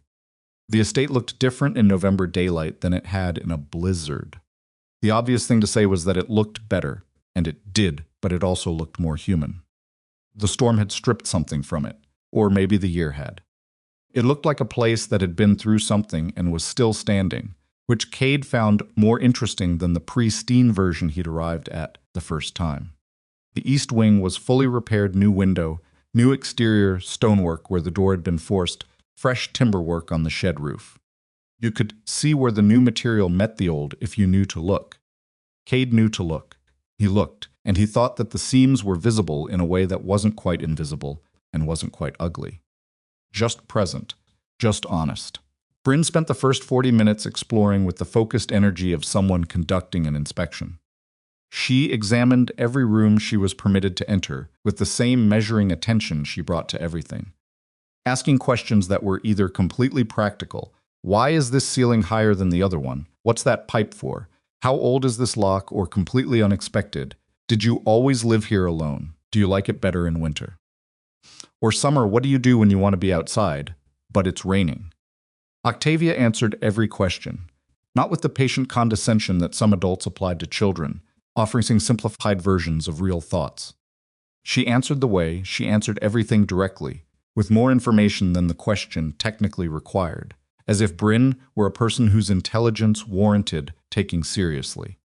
Which Cade thought, watching this from the corridor doorway, she absolutely was. He'd worried in the earlier months about how this would go. Not whether it would happen. He'd stopped being uncertain about that somewhere around the 4th or 5th time Octavia had sat in his kitchen on a Saturday morning and stayed through lunch without either of them acknowledging that. Staying through lunch had become a thing that happened. He'd stopped being uncertain about Octavia. What he'd worried about was Bryn. Not because Bryn was fragile. She was, in fact, the least fragile person he knew per pound of body weight. But because she was 9 now, and 9-year-olds were starting to understand permanence in ways that 4-year-olds didn't, and the permanence of what she'd lost was something that lived in her in ways that sometimes surfaced without warning at school concerts. When other kids' mothers were in the audience, at birthday parties where family configurations reminded her of the shape of her own, in quiet moments when she went to her room without explanation, and he knew enough to give her 20 minutes before knocking. He'd worried that Octavia, for all her directness, for all her genuine effort, for all the ways she'd surprised him, might be one more thing that reminded Bryn of absence rather than presence. He'd been wrong, or not entirely right, which wasn't the same as being wrong. What had actually happened was slower and stranger and more real than what he'd feared. Bryn hadn't adopted Octavia. She hadn't warmed to her in the movie sense, the gradual thaw, the sudden breakthrough, the moment where everything changed. What had happened was more like two people who had decided to be honest with each other and were finding out, one Saturday at a time, what that built into. Bryn asked Octavia hard questions. Octavia answered them. Octavia occasionally said things that were too blunt for a child and had to be walked back, and Bryn occasionally said things that were too direct even for Octavia and produced a silence that required navigation. It was imperfect. It was ongoing. It was, in other words, exactly what real things looked like. He watched them now, Bryn perched on the reading table in the library, Octavia standing with her arms crossed in the particular posture that meant she was engaged rather than guarded. A distinction Cade had taken months to learn to read, and he thought about something his father had told him once, when he was much younger, and thought he understood things he didn't yet understand. His father had said, "The people who stay aren't the ones who found it easy. They're the ones who found it worth it." He hadn't known what that meant then. He understood it now. Lunch was sandwiches at the kitchen island. Cade made them, because Octavia had not improved in the kitchen in 12 months. A fact she acknowledged with complete equanimity, and they sat in the afternoon light with the estate quiet around them, and Bryn talking about her school's upcoming winter performance, in which she had been assigned the role of a narrator, a casting decision she had complicated feelings about. "Narrators just explain what's happening," Bryn said. "Everyone else gets to actually do things. Narrators control the story," Octavia said. "Everyone else is just inside it." Bryn considered this. That's a different way to think about it. Most things are different depending on which side of them you're on. Bryn looked at her. "Is that why you like running companies? Because you're the narrator?" Cade stopped mid-sandwich. Octavia was quiet for exactly 2 seconds, the pause of someone who has been asked something that landed more accurately than expected. "That's probably part of it," she said. "Yes. Does it get lonely?" Bryn asked. "Being the one outside the story?" Another pause. Longer. "It did," Octavia said. "For a long time." Bryn nodded, with the particular gravity of someone who had decided to accept an answer rather than pursue it further. Then she picked up her sandwich and said, "My teacher says I have a good narrator voice. She says I project." "I believe that completely," Octavia said. After lunch, Bryn asked if she could look at the wine cellar. Cade and Octavia looked at each other across the kitchen island. "Why the wine cellar, sir?" Cade asked. "'Cause you got weird when I walked past that door earlier," Bryn said. "Both of you." Octavia pressed her lips together briefly. "We hid in there," Cade said, "during the blizzard. When the situation was," he paused. "Complicated." Bryn looked between them, the look she had when she was assembling pieces. That's where you were when the bad man was in the house." "Luther, yes." She thought about this. "Can I see it?" They took her down to the sub-level. The wine cellar was unchanged stone walls, wooden racks, the overturned crates they'd sat on still in the corner. Someone had restored power to the small overhead fixture, so it was lit now rather than dark, and the space looked smaller in light than it had seemed that night. Bryn walked in and turned around slowly, taking it in. "It's small," she said. "It felt smaller that night," Octavia said. "Were you scared?" Bryn asked her. The same question she'd asked Cade the day he picked her up from school. Direct, genuine, no performance in it. Octavia looked at the stone walls. "Yes," she said, "very. Did you tell Dad that?" "Not until later." "Not until it was over." Bryn nodded. "He hates it when people pretend they're not scared.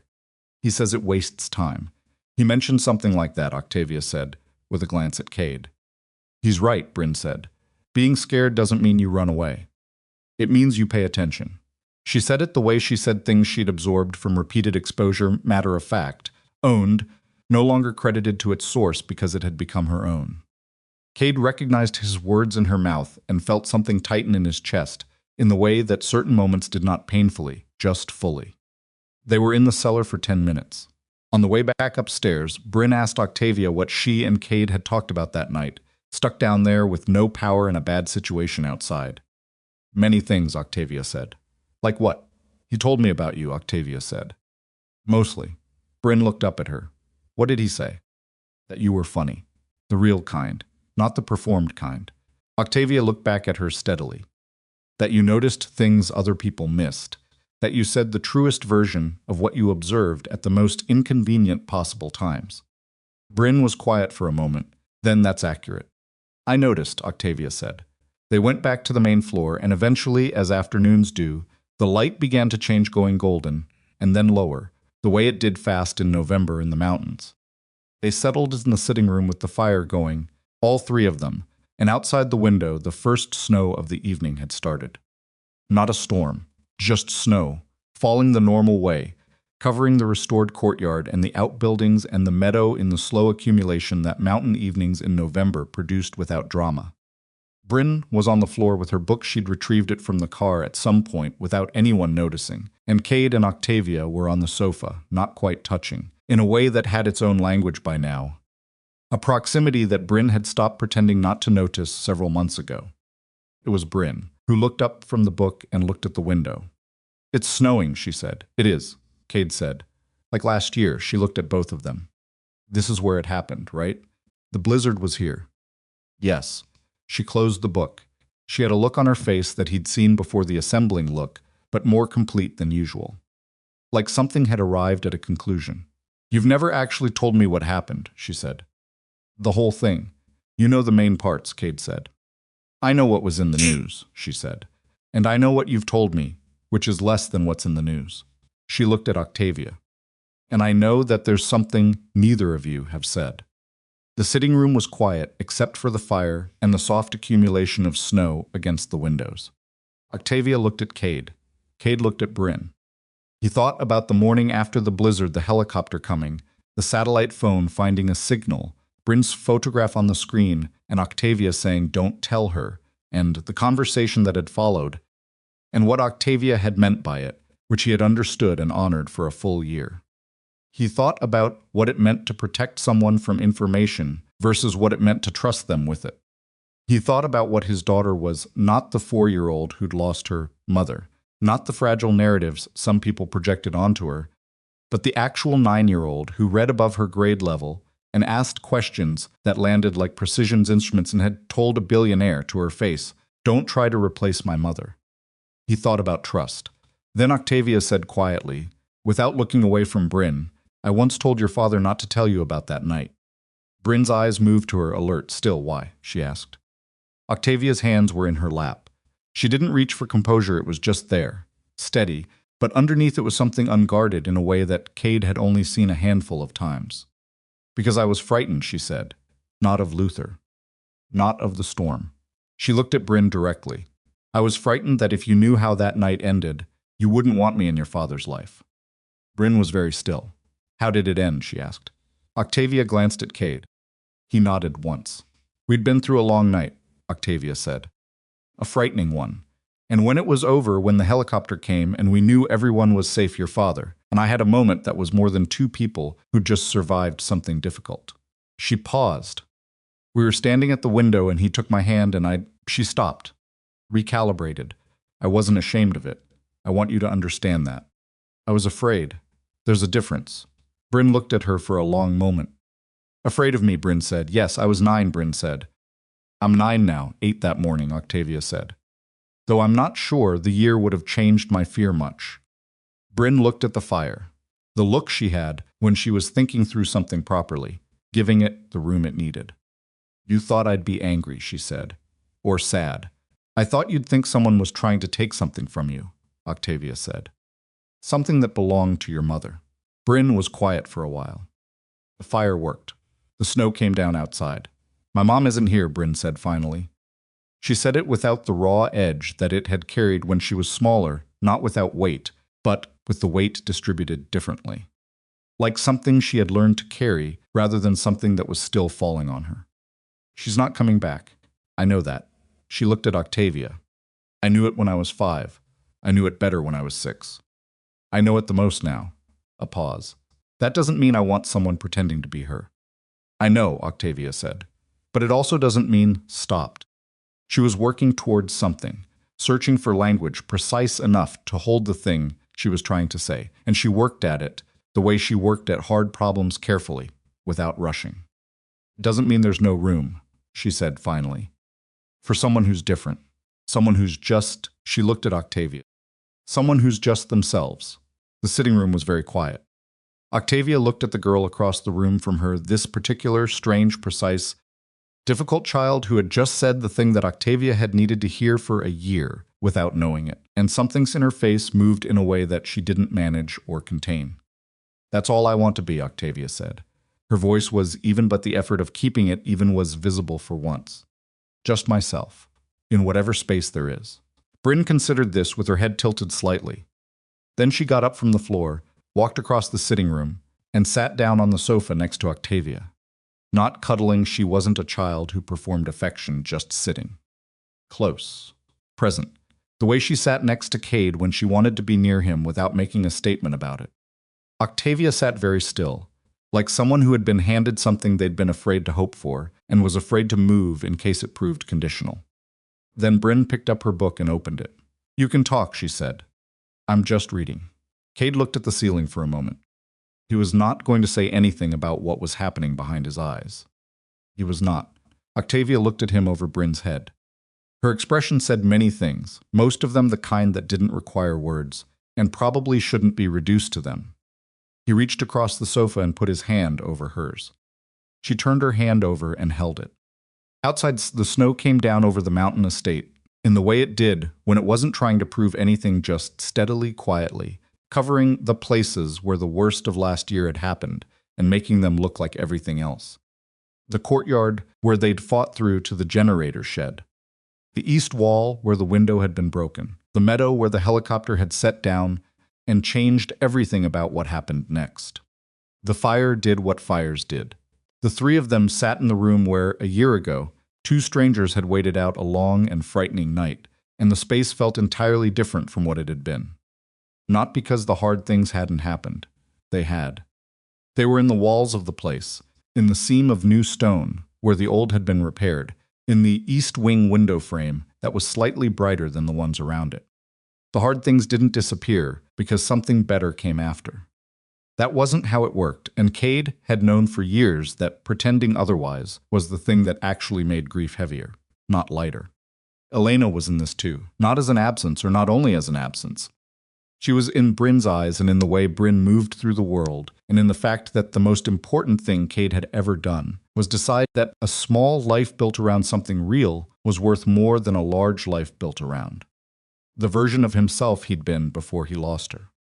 Elena had made him understand that, not through her death, but through her life, through the spreadsheets and the loud laugh, and the way she'd loved Saturday mornings.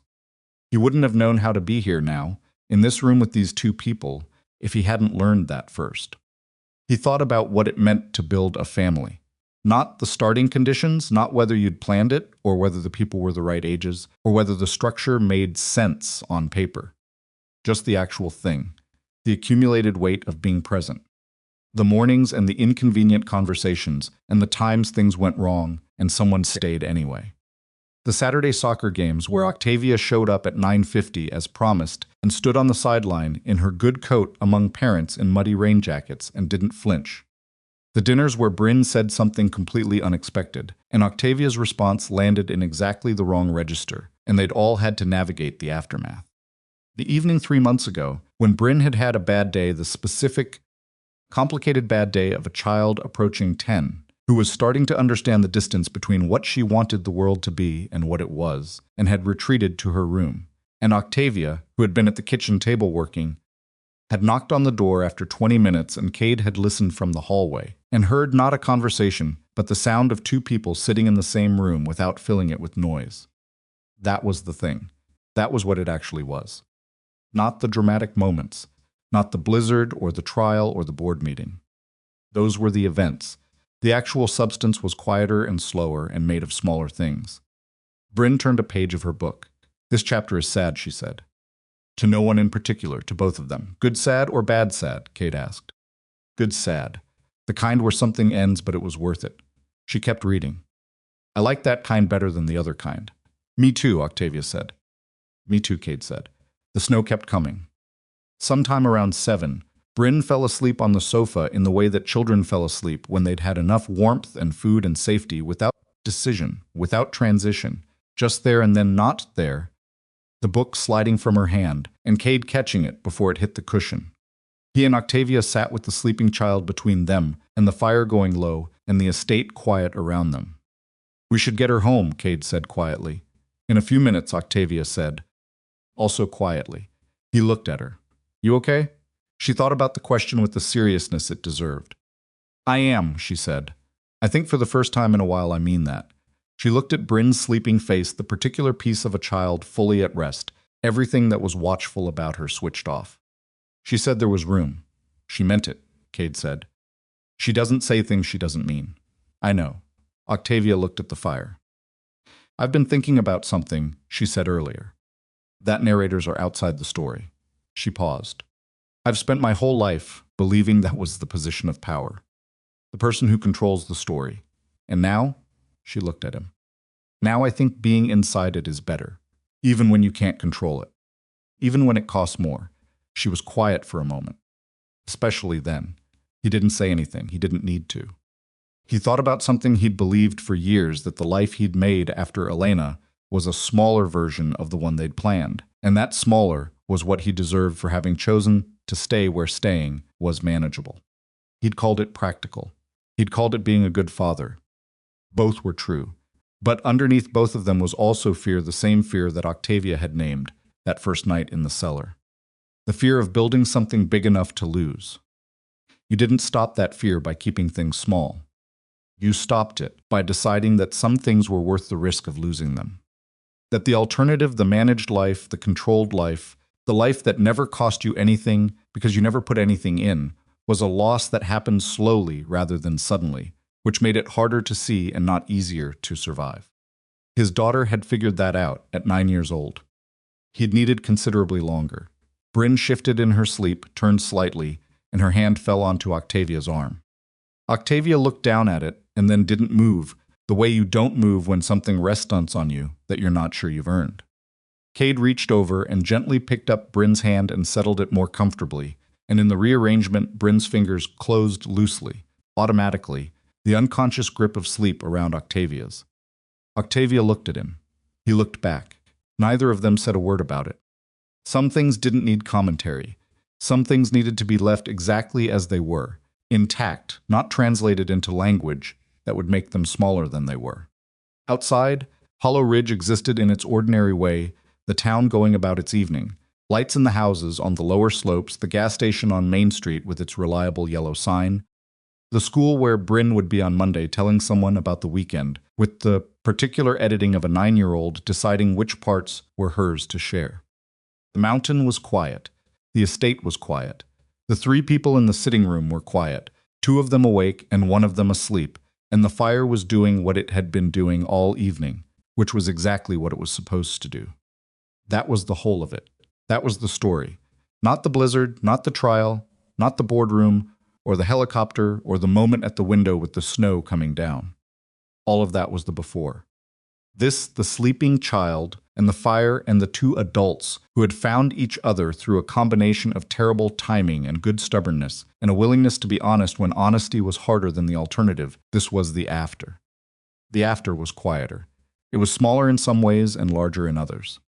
It had problems that weren't dramatic scheduling conflicts, and a 9-year-old who was growing opinions about things faster than Cade could keep track of, and an AC separation that had healed to about 90% of its former capacity and might stay there, and a company in the middle of a reorganization that Octavia was navigating with her characteristic combination of precision and force, and occasional stubbornness that drove her board to distraction.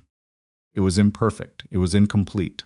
It was ongoing in the way that real things were ongoing, without a clear endpoint, without a guarantee, without the resolution that stories offered, and life never quite did. But it was real, and real, Cade had learned, was the thing worth choosing. Not the larger life, not the safer one, not the managed version that cost nothing because nothing was put in. The real one, the one with weight and friction, and the specific texture of 2 people deciding to trust each other in full knowledge that trust was the most expensive thing either of them could offer. He looked at Octavia, who was looking at the fire, and Bryn between them, and the snow outside, and he thought about Elena and what she would have said about all of this. She would have said something direct and slightly irreverent, and she would have been right. She usually was. He thought she would have liked Octavia. Not because Octavia was easy to like, because Elena had never been interested in easy. She'd been interested in real. "We should go soon," Octavia said quietly. "Yeah," he said. Neither of them moved immediately. The fire settled. The snow came down. Bryn slept, her fingers loosely around Octavia's arm, and the year that had passed since the worst night any of them had spent sat in the room alongside all of them, without taking up more space than it deserved. That was the thing about the past. It didn't go away. You didn't resolve it or escape it or replace it with something better. You brought it with you into the next room. You let it sit in the corner while you built something beside it. And if you were honest, and if you were lucky, and if you did the hard part of staying when staying was difficult, you found that the past and the present could occupy the same space without one destroying the other. 3 lonely people had started this story, not 3 perfect people. Not 3 people who had chosen each other from a position of wholeness and certainty. 3 people who had been broken by the things that happened to them and had then separately, slowly, each in their own way, decided that being broken was not the same as being finished. That was the beginning worth keeping. Everything else was just what they built from it.